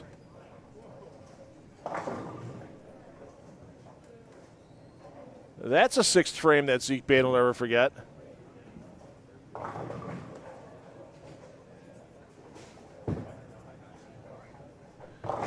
Let me get back and see what we can do here. Hopefully.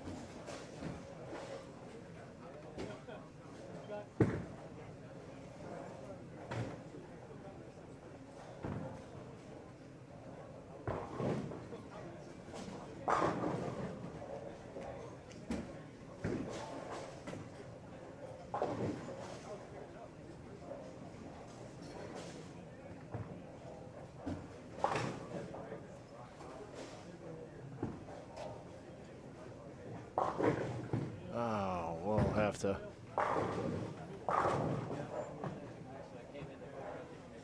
I'll have to pull that out of the feed later on, but wow. How about that for Zeke Bait? That could really change his night around.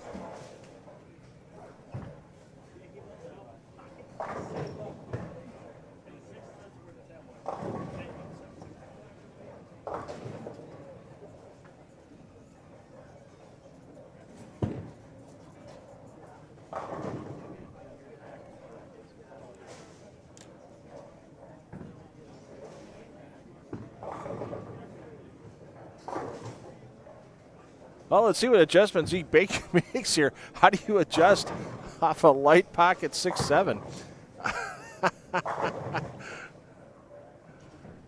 He's got a strike on the board in the 7th. Still is it possible? 225. There you go. When you hit flush, you don't have to worry about the pocket 6-7s.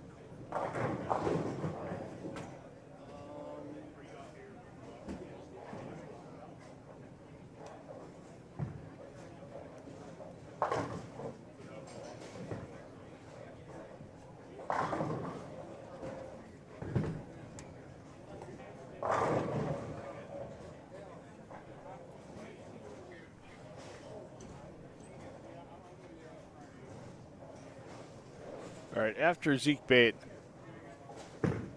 rolls this shot,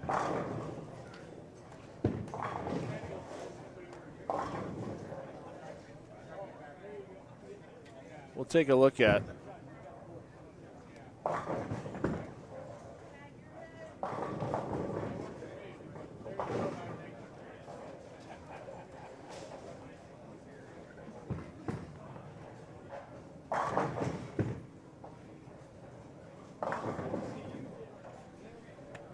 okay, here we go. Let's take a look at the shot that left the pocket 6-7. This is a replay for Zeke Bait. There you see that ball out of hand. Looks pretty good. And actually, yeah, the ball deflected a little bit and hit the 3-pin and went straight back. And there you see all the faces and everything looking around. Zeke's going, are you kidding me? What's going on? Let's get back to Zeke live as he tries to convert the baby split. Oh, he almost got another one out of the pit. And then let's get back to Zeke as he left that 6-10.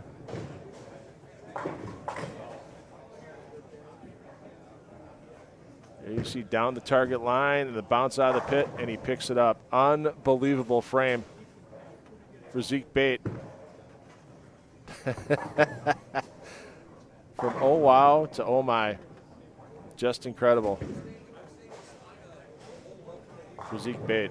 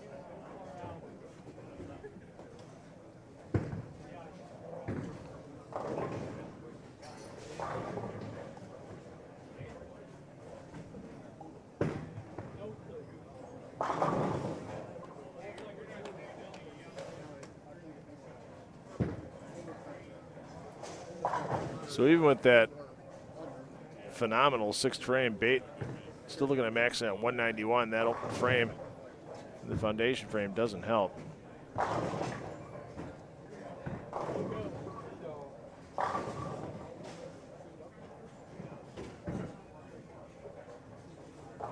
Goal right now, punch in the 10th. Don't lose too many pins towards that cut number. And make the last 2 games a little bit easier to get into tomorrow's top 24. There's the 6 slap in the 10.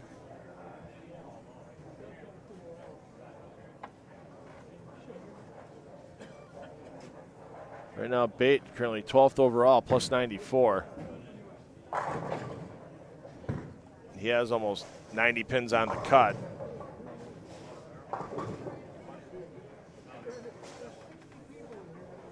But even with missing out here, he only used 19.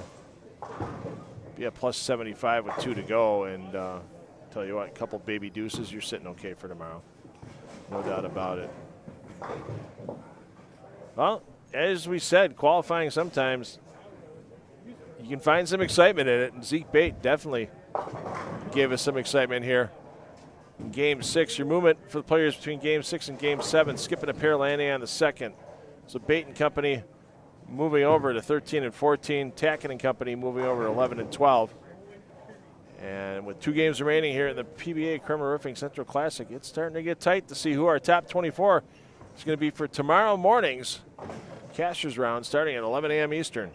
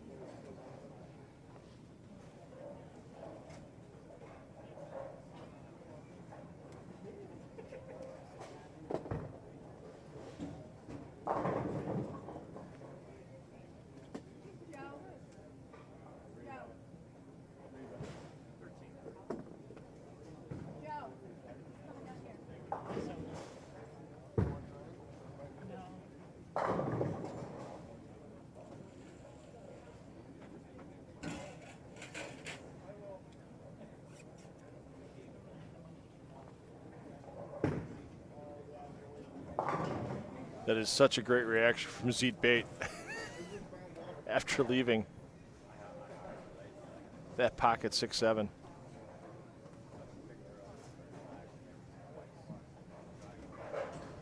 And just the thoughts had to be going through his head in the 6th frame while he was waiting to make it happen.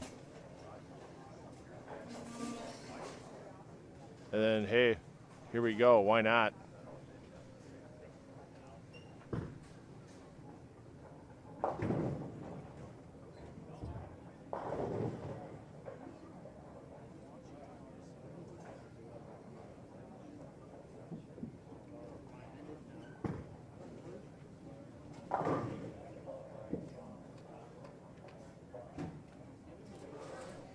Just an incredible reaction.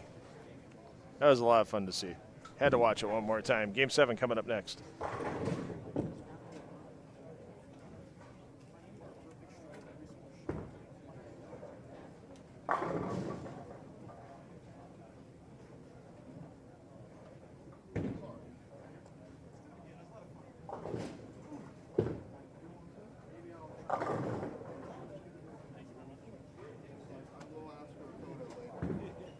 Sounds good.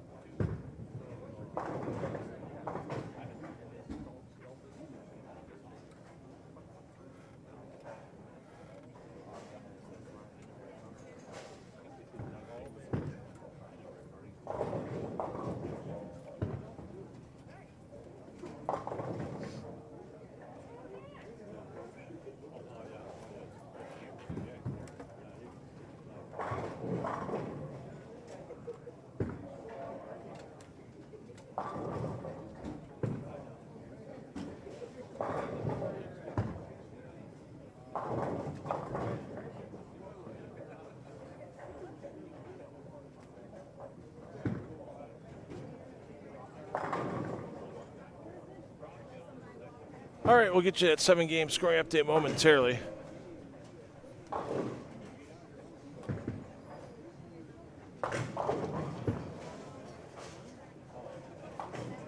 Pardon me, 6-game scoring update. We're into Game 7 now.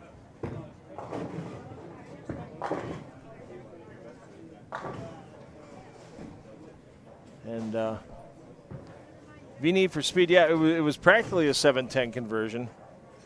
It was actually the 6-pin that had slid over. And yeah, wow, Zeke Bait giving us a little bit of excitement this evening here at Community Lanes in Minster for this Kremer Roofing Central Classic.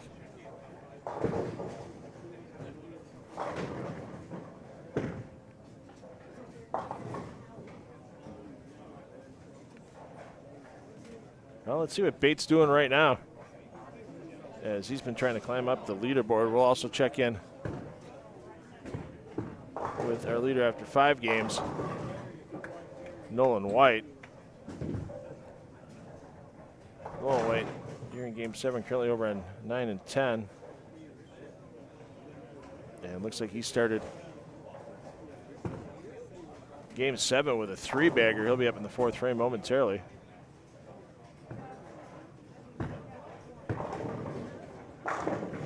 As Bait starts with a double.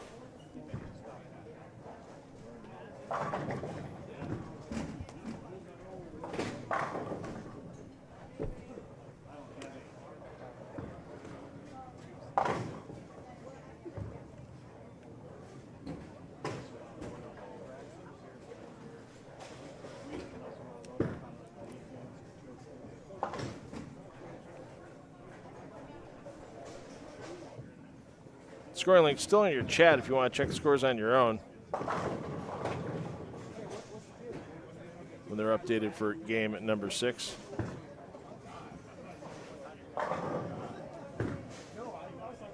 As we're into our 23rd game of bowling today here inside of Community Lanes. Crowd's a little thinner than it was for our morning and afternoon squads, but still a good crowd here. People have been walking in and out, checking out some bowling, going back outside, listening to some music.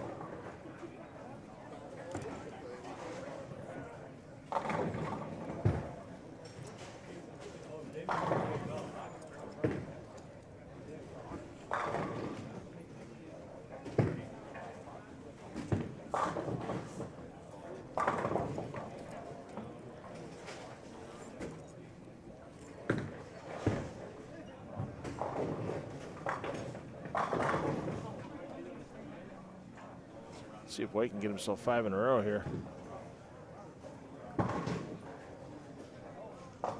Nope. And wow, just like so many other times today. Just full penalty paid.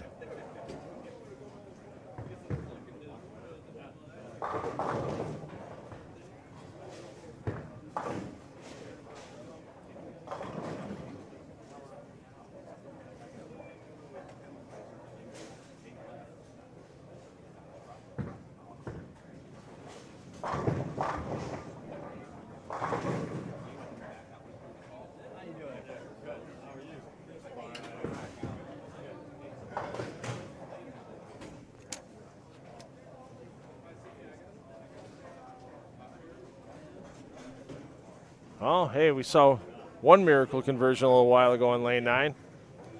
Why not another one?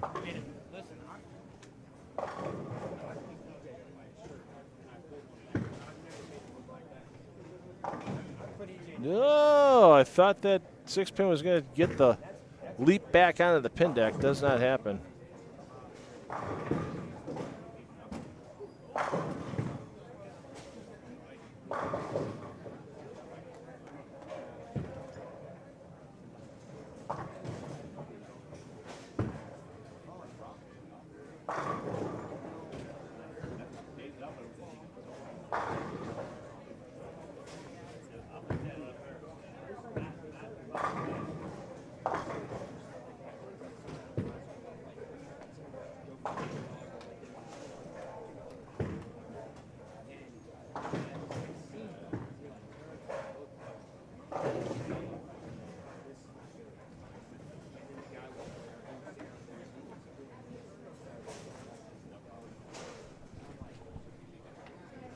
So here we go, your 6-game scoring update in the books, and actually it's Ethan Fiore in the lead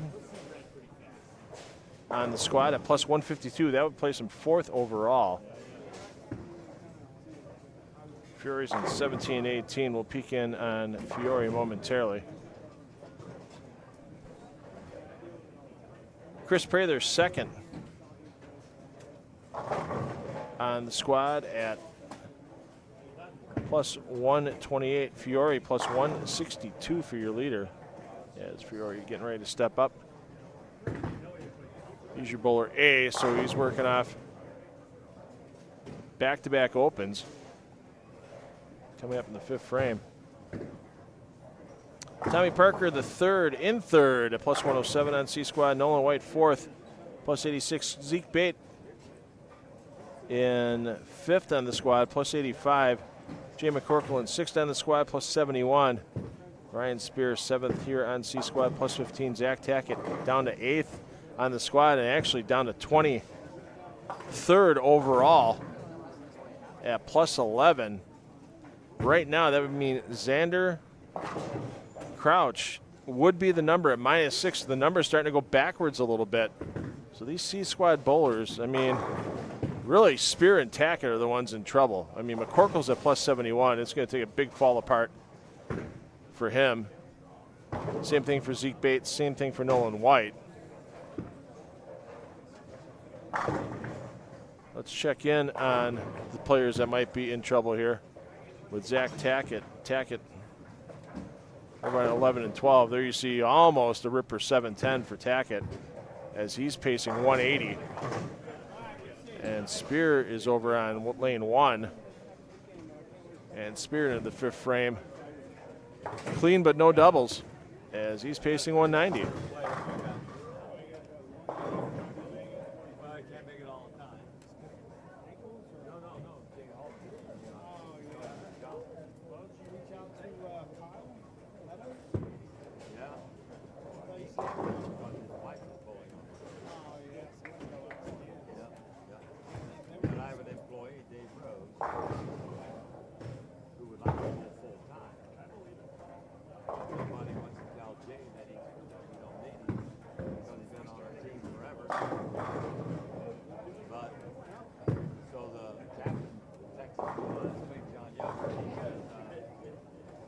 So here in the main feed, we're going to keep an eye on Spear and Tackett as those are the 2 players that are flirting with that cut number. Anthony Lacaze, outside chance to get in. Lacaze at -13. Trevor Roberts -20. Roberts on the same pair with Fiore on 17 and 18. Let's take a peek in as Roberts and Fiore both having some issues here this game. Lacaze down at 7 and 8. Let's peek in on Lacaze's score. He's your bowler B on 7 and 8. So a double spare strike. So still a chance for Lacaze to get himself up into the top 24. Leaderbox going to need to work here as Leaderbox currently sitting at -23. Brian Robinson -41, Dean Vargo -47, Michael Williams II -47. So Nolan Wright continues the run.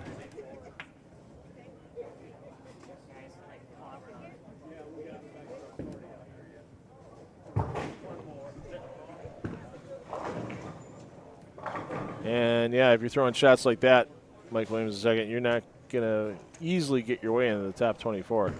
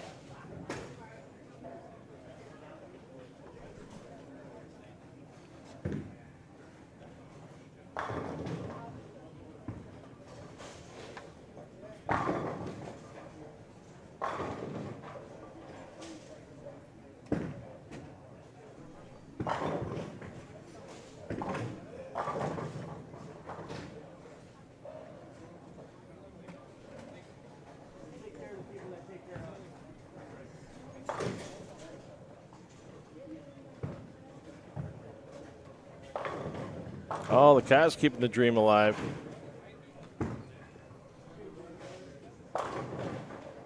Zach Tackett should be up momentarily. Chris Prather's on the same pair with Ryan Spear, so we'll peek in on Prather and Spear momentarily as well.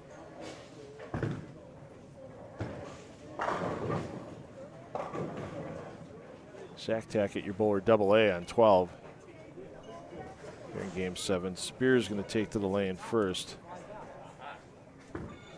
before Zach. Chris Prather having another solid game. 3-bagger, spare, strike, spare.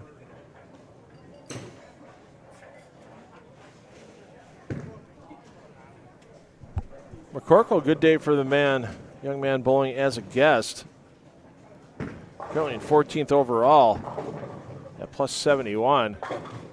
And right now, just keep making spares, Jay McCorkle, and you're going to make your way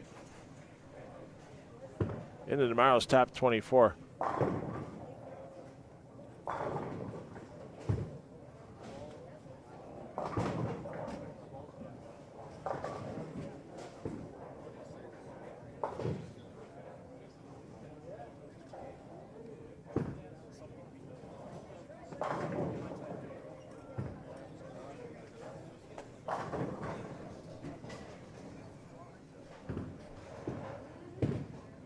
Zach Tackett, he likes it, and you see why. He had the fist in the air ready to give that big pump, as he has a chance to get to 215, try to secure his spot into tomorrow. Yeah, it's the thing. I mean, there's not a lot of A squad bowlers that pass. It's all B squad bowlers that are ahead of Spear and Tackett right now. And the scores aren't that much higher. Flora plus 29, Kuba plus 31, Weber plus 32, Blackford plus 45, Snodgrass plus 49. So I would say right now there's a few bowlers that could catch up, barring miracle finishes. Sterner and Stevens, they'll see action tomorrow. They'll have a bit of way to climb, but they'll have 4 games to do it in Cashier's round.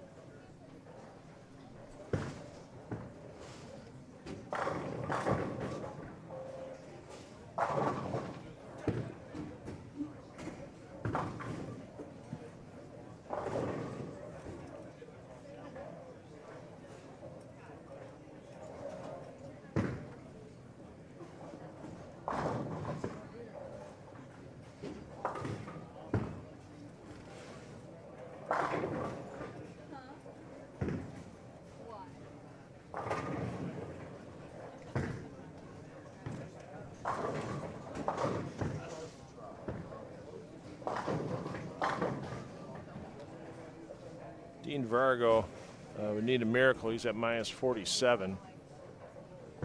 And that really is not going to happen, especially hits like that.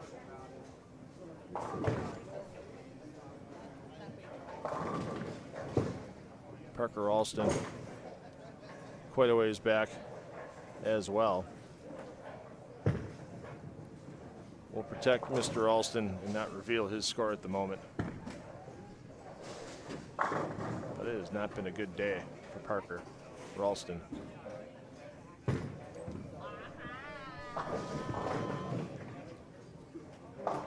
And you just see right there, Zach Tackett, just a lot of stuff going everywhere but in the right direction.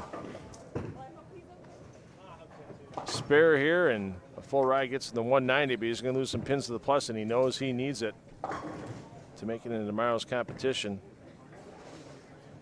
Your player movement from game 7 to game 8, they're just moving right next door. So Tackett and Company moving to 13 and 14, Bait and Company moving to 15 and 16. And it is coming down to crunch time here for the PBA Kremer Roofing Central Classic. One final game of qualifying remaining. And before we get to that final game, once again, just want to thank our season-long sponsor for 10 on the Deck Productions live streaming to the PBA YouTube channel of PBA Regionals, H5G Brands. They are your official merchandiser of the PBA. You can scan that QR code on your screen. It'll take you right to the PBA page at h5gbrands.com or go to h5gbrands.com by typing in your web browser and see all the great PBA merchandise available to you. And we have to once again thank all of our diamond, platinum, and gold sponsors that you see scrolling across your screen. Also want to thank our numerous silver and bronze sponsors that are listed up on the signage here inside of Community Lanes. Our 8th and final game of qualifying for C Squad coming up next for the Kremer Roofing Central Classic.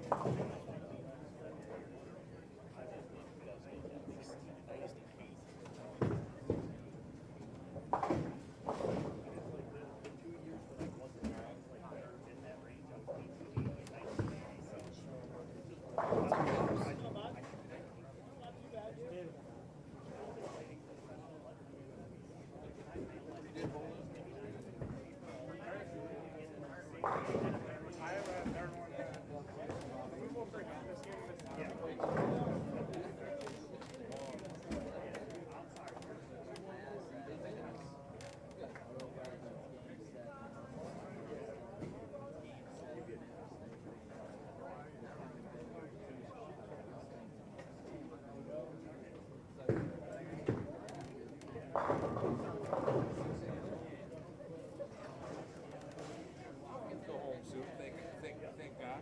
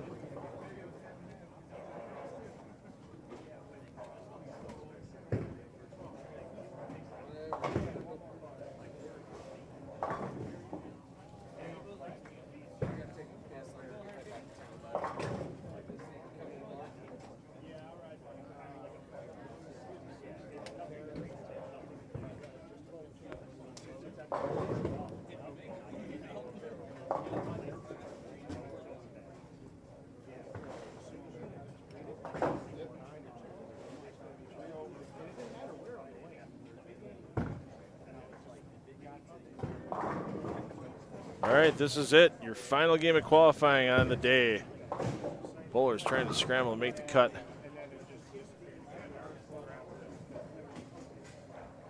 to tomorrow's Cashers round. Top 24 players are going to make it. We'll get you that 7-game scoring update. We're going to follow a little bit of Zach Tackett here. We know he's close. We'll get back over to Ryan Spear. Down on 3 and 4, we know Spear's going to be close as well.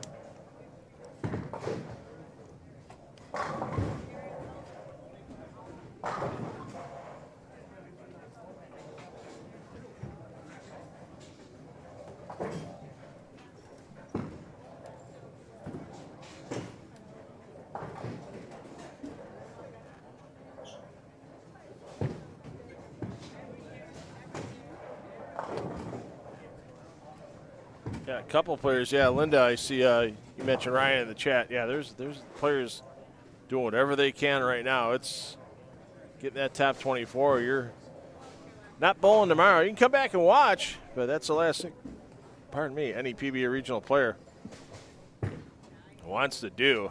Come back and watch their buddies bowl while they're sitting on the sidelines. That's never a good thing for these players to be especially the first one out.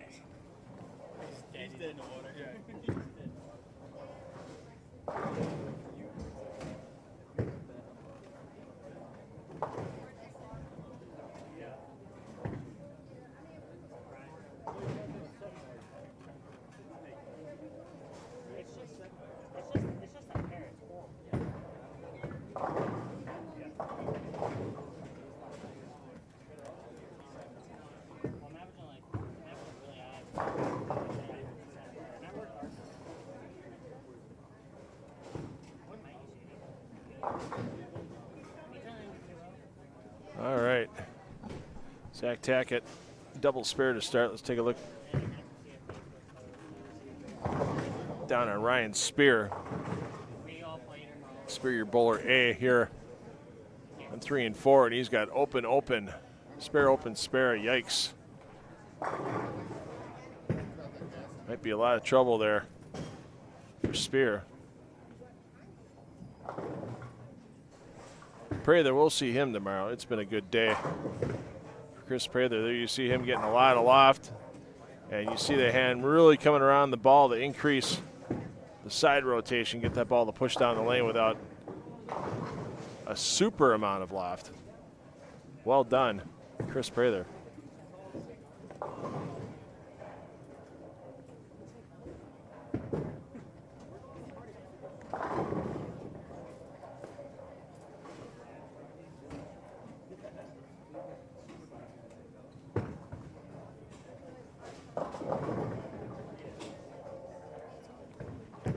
Guarantee it's the first time in 2025 that Anthony Neuer is shooting at the 135.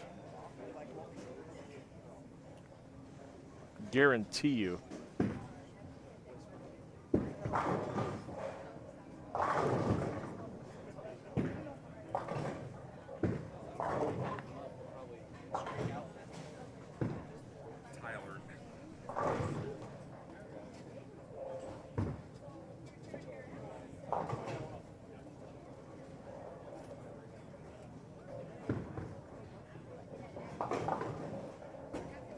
All right, so this is interesting.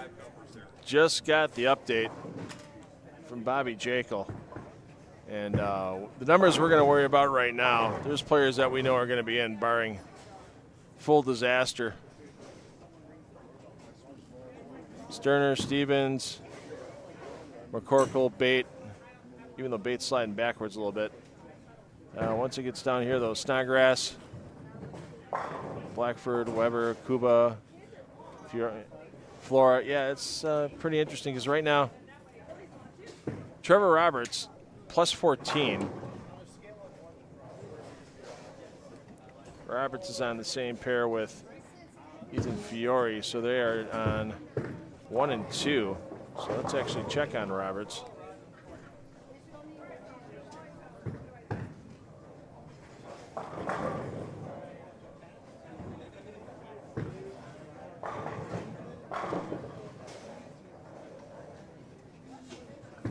Roberts spare open. Fiore, we know he's well in. Zach Tackett is in a three-way tie for 23rd, 24th, and 25th with two other C squad bowlers. Or actually, Lacaz is at +3 in 23rd. Zach Tackett, who is on 14 double A. Ryan Spear is bowling on lane 3. Let's check in on Spear. As he is our bowler. They are tied at +1. And Spear is not having a good game. Tackett having a better game. Then another problem is, remember when we said Dean Vargo is going to need a huge game or two to get back in contention. Vargo's up to -12 after a 235 game in Game 7.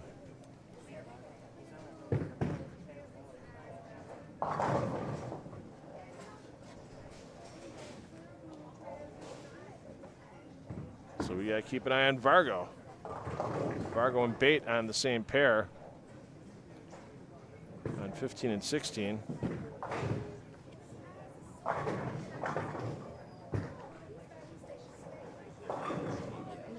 Don't fully count Ryan Liederbach out yet, as Liederbach, your defending champion. Let's take a peek in on Liederbach's score, as he's your bowler A on lane 9. Spare 3-bagger, or pardon me, 4-bagger, so yikes. Liederbach trying to make the late run in. And after that, Mike Williams the second -60, so we don't have to worry too much farther down that. We'll keep an eye on Zeke Bait. Bait's been going backwards, like I said, but he's on the same pair with Fargo. And Jay McCorkle.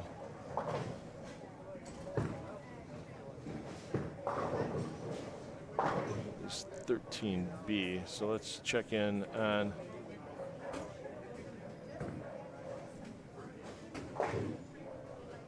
McCorkle first. As McCorkle running into some issues. Yikes. 2 opens, pacing in the 170s. Over to Bait. Bait double and 2 spares. Vargo staying clean, but Vargo's going to need to do more than staying clean. Especially because Zach Tackett is ahead of him, and Tackett's doing the exact same thing.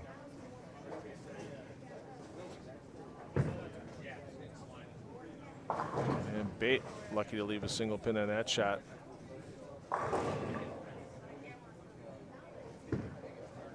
Yeah, Williams Jr. just isn't going to have enough, so we don't have to worry about anybody from there on down. So players we know that are going to see action tomorrow. Davidson, Knowles, Keplinger, Fiore, Prather, Sherman, Parker III, Novak, Fa, White, Dombrowski, A.J. Johnson, Sterner, Stevens. McCorkle's got 50 pins or so on the number, but another couple of opens, and that could be real issues. And Tackett chops the spare and finds problems. Watch out.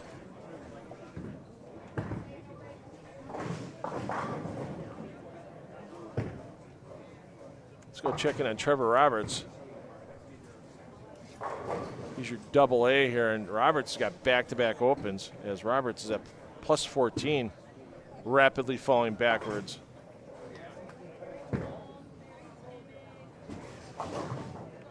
I saw Vargo just put up a strike. He's going to need a few more of those, but people struggling in front of him. I mean, look at Spear. Spear can max for 190. He's got a strike here in the foundation frame. Roberts already given 2 marks away, pacing 170. Assuming, strike spare all the way out. And wow, 4 through the middle. This could be the end of the road for Ryan Spear. Let's get back over to Vargo. He's clean. Through 5, working on a strike in the 6th. And then we'll get over to Lacaz, check in on where he's standing right now.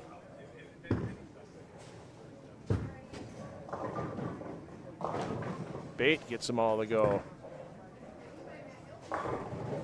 Lacage, your bowler B on lane 9. All spares through 5 frames. The way Roberts is backing up, Lacage has got a little breathing room. Problem is, he's got Dean Vargo breathing down his throat. Over to Vargo. Oh, 6 almost got the 10 twice, and yeah, you can see the frustration. Vargo knows the situation he's in right now. So the open frame there, yeah, Ryan Spear can max at 159, so Spear not going to make it in.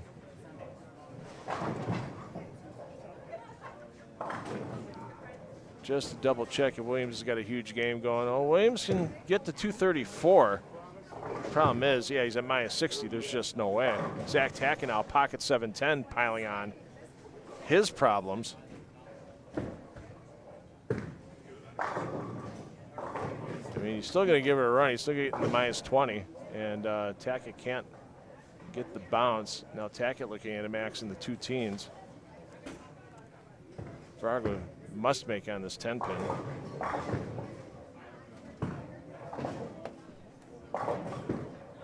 Does so successfully.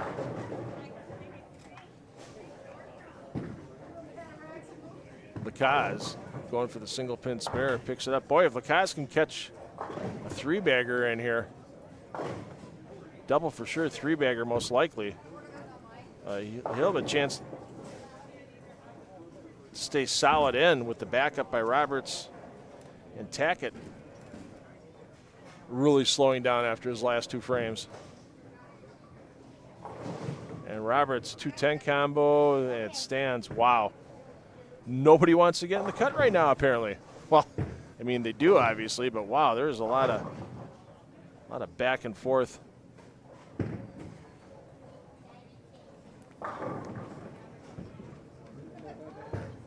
Let's get the Vargo. 227 for Vargo. That would give him the plus 15. That's really going to put some pressure on Roberts and Tackett if that happens. There you go, boy, that 6-pin with the second and third effort. And wow, Ryan Spear, not the finish he is looking for. He is definitely not going to advance to tomorrow. Little extra by Roberts, and his third open in 5 frames has him in a world of hurt.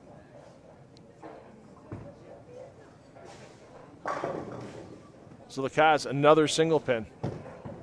This time a 5-pin. If he doesn't convert that, then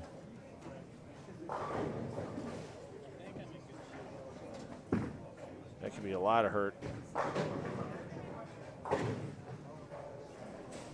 Get back over to Zach Tackett in a second.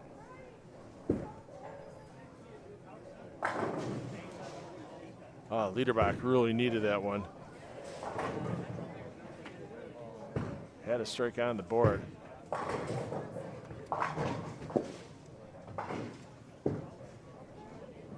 Good day for Tommy Parker III. We'll see him tomorrow for sure.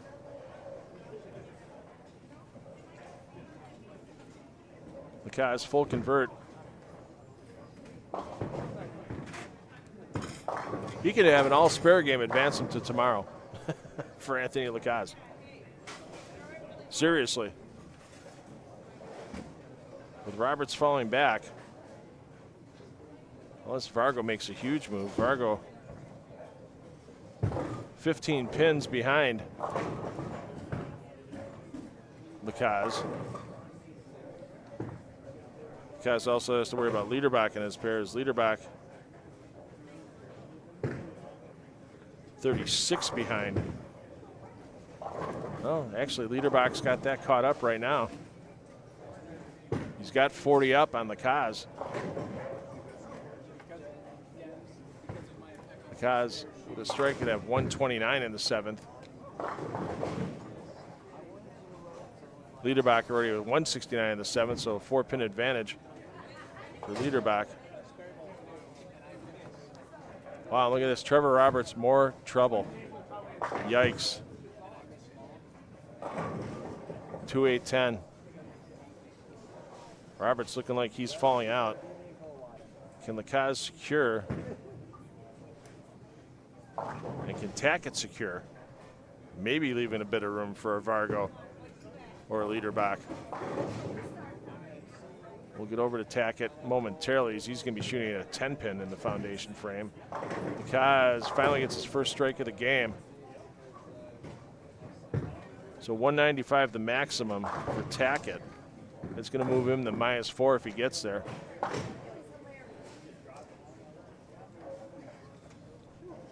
Roberts fails to convert the spare, so we'll, unless he starts, yeah, he's got 191 for a max.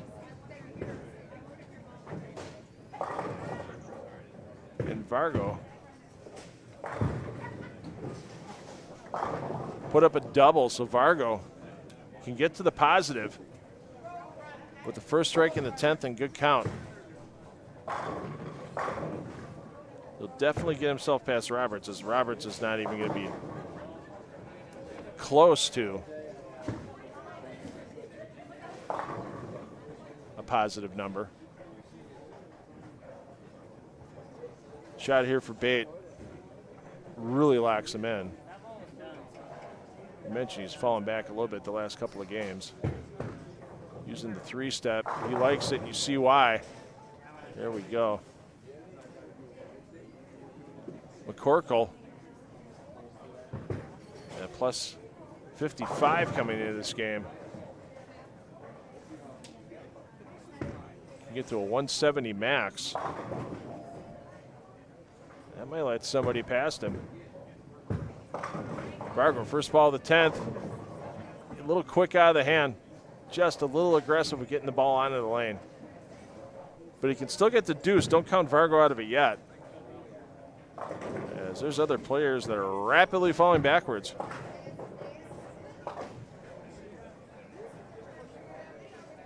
We cover there by McCorkle, so McCorkle can get to 174. McCorkle loses 26. He's still ahead of, he'd be tied with Brandon Flora. There's not enough people behind him to knock him out.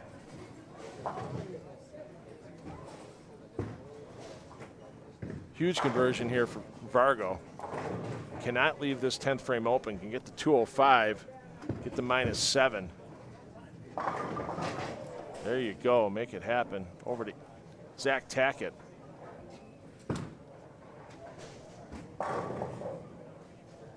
Tackett, pinfall is going to be huge right here. Tackett strikes out. He stays ahead of Vargo. But he's going to need to punch 2 and have really good count to do that. There's your first one. Let's see what Vargo does on the fill. As Vargo, if he gets them all here, Vargo's going to go to -7. And they're looking for a ball, so Tackett will end up taking the lanes first. Let's peek back in on Lacaz's score as he comes off after conversion. So Liederbach, he's past Lacaz at the moment. Thing is, Roberts falling out. Is he going to be able to get past Zach Tackett? Liederbach can get to 249. Tackett can get to 195 max. There you see Tackett on top of that ball return. My goodness. This Anthony Perrin, these guys have really torched it up compared to A squad. And now he's going to be in the minus. Ryan Liederbach is going to possibly take a huge last game and make his way in the number.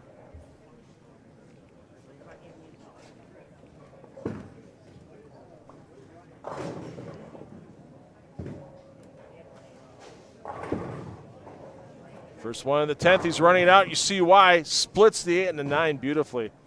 Got Trevor Roberts, he's done. Over to Zach Tackett.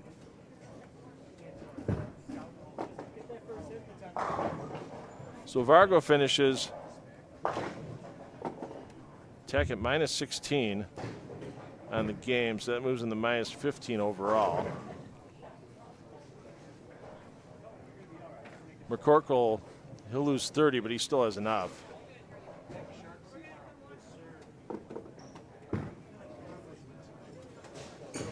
Well, maybe not. We'll get back to that in a moment.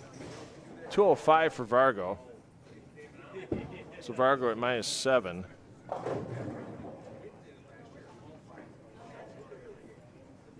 So 152. So -48 for McCorkle. That leaves him at +7. Bait stays in.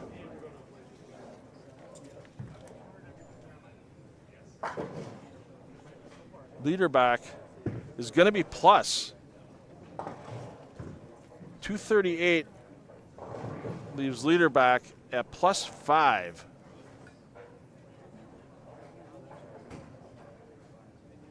So Zach Tackett falls out. Vargo passes Tackett. And now it's up to Lacaz at +3.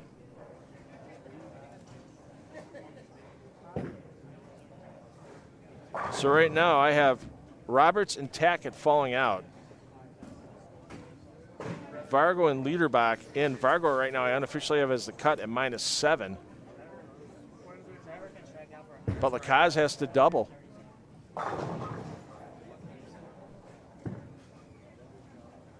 To make sure he stays in. Oh, and a wrap 10.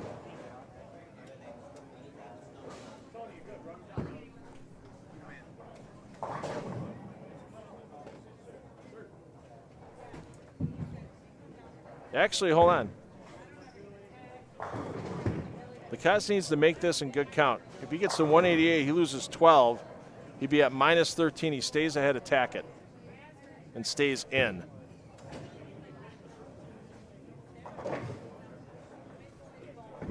If he misses this, Tackett stays in.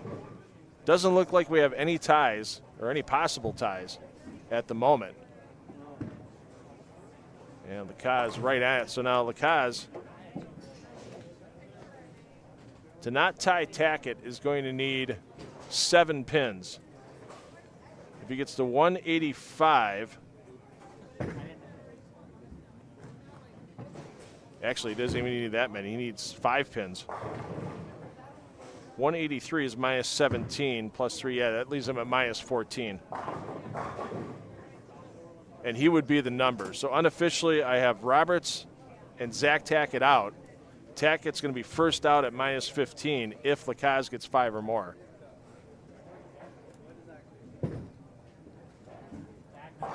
If Lacaz goes 4 through the face, my goodness.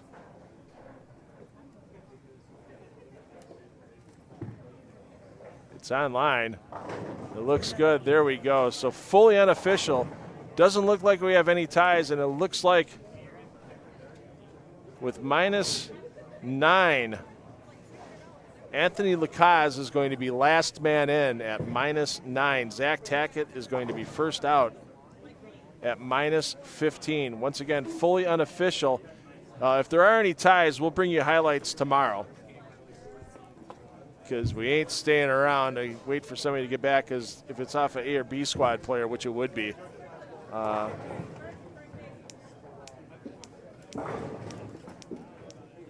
they would have to. Hold on one second. Now I got to check my math, because there was a dead score at -6. So I think Lacaz is still out. I actually think it's, yeah. Dean Vargo's a number at -7. Xander Couch off of A squad at -6 makes it. Yeah. Had to check. There's always those sneaky minus. I'm not used to minus numbers on these cuts.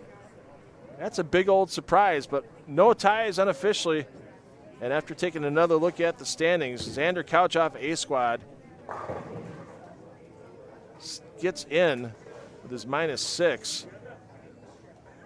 Dean Vargo is your number at -7. Unbelievable night. Lacaz misses by 2. Tackett misses by 8. So thanks everybody for joining us here. You'll have your full official results on the PBA regional site. You see the link is up above for you there. And we'll be happy to have you back tomorrow morning for Cash's Round, 11 a.m. Eastern Time, for the PBA Kremer Roofing Central Classic. Thanks everyone for joining us. And hey, parents, guess what? You should take the kids bowling tomorrow after our stepladder is done here, because you know what? They're going to have fun for life. We will see you in the AM, and we'll crown a champion tomorrow for the stepladder, 5 p.m. Eastern time for the Kremer Roofing Central Classic.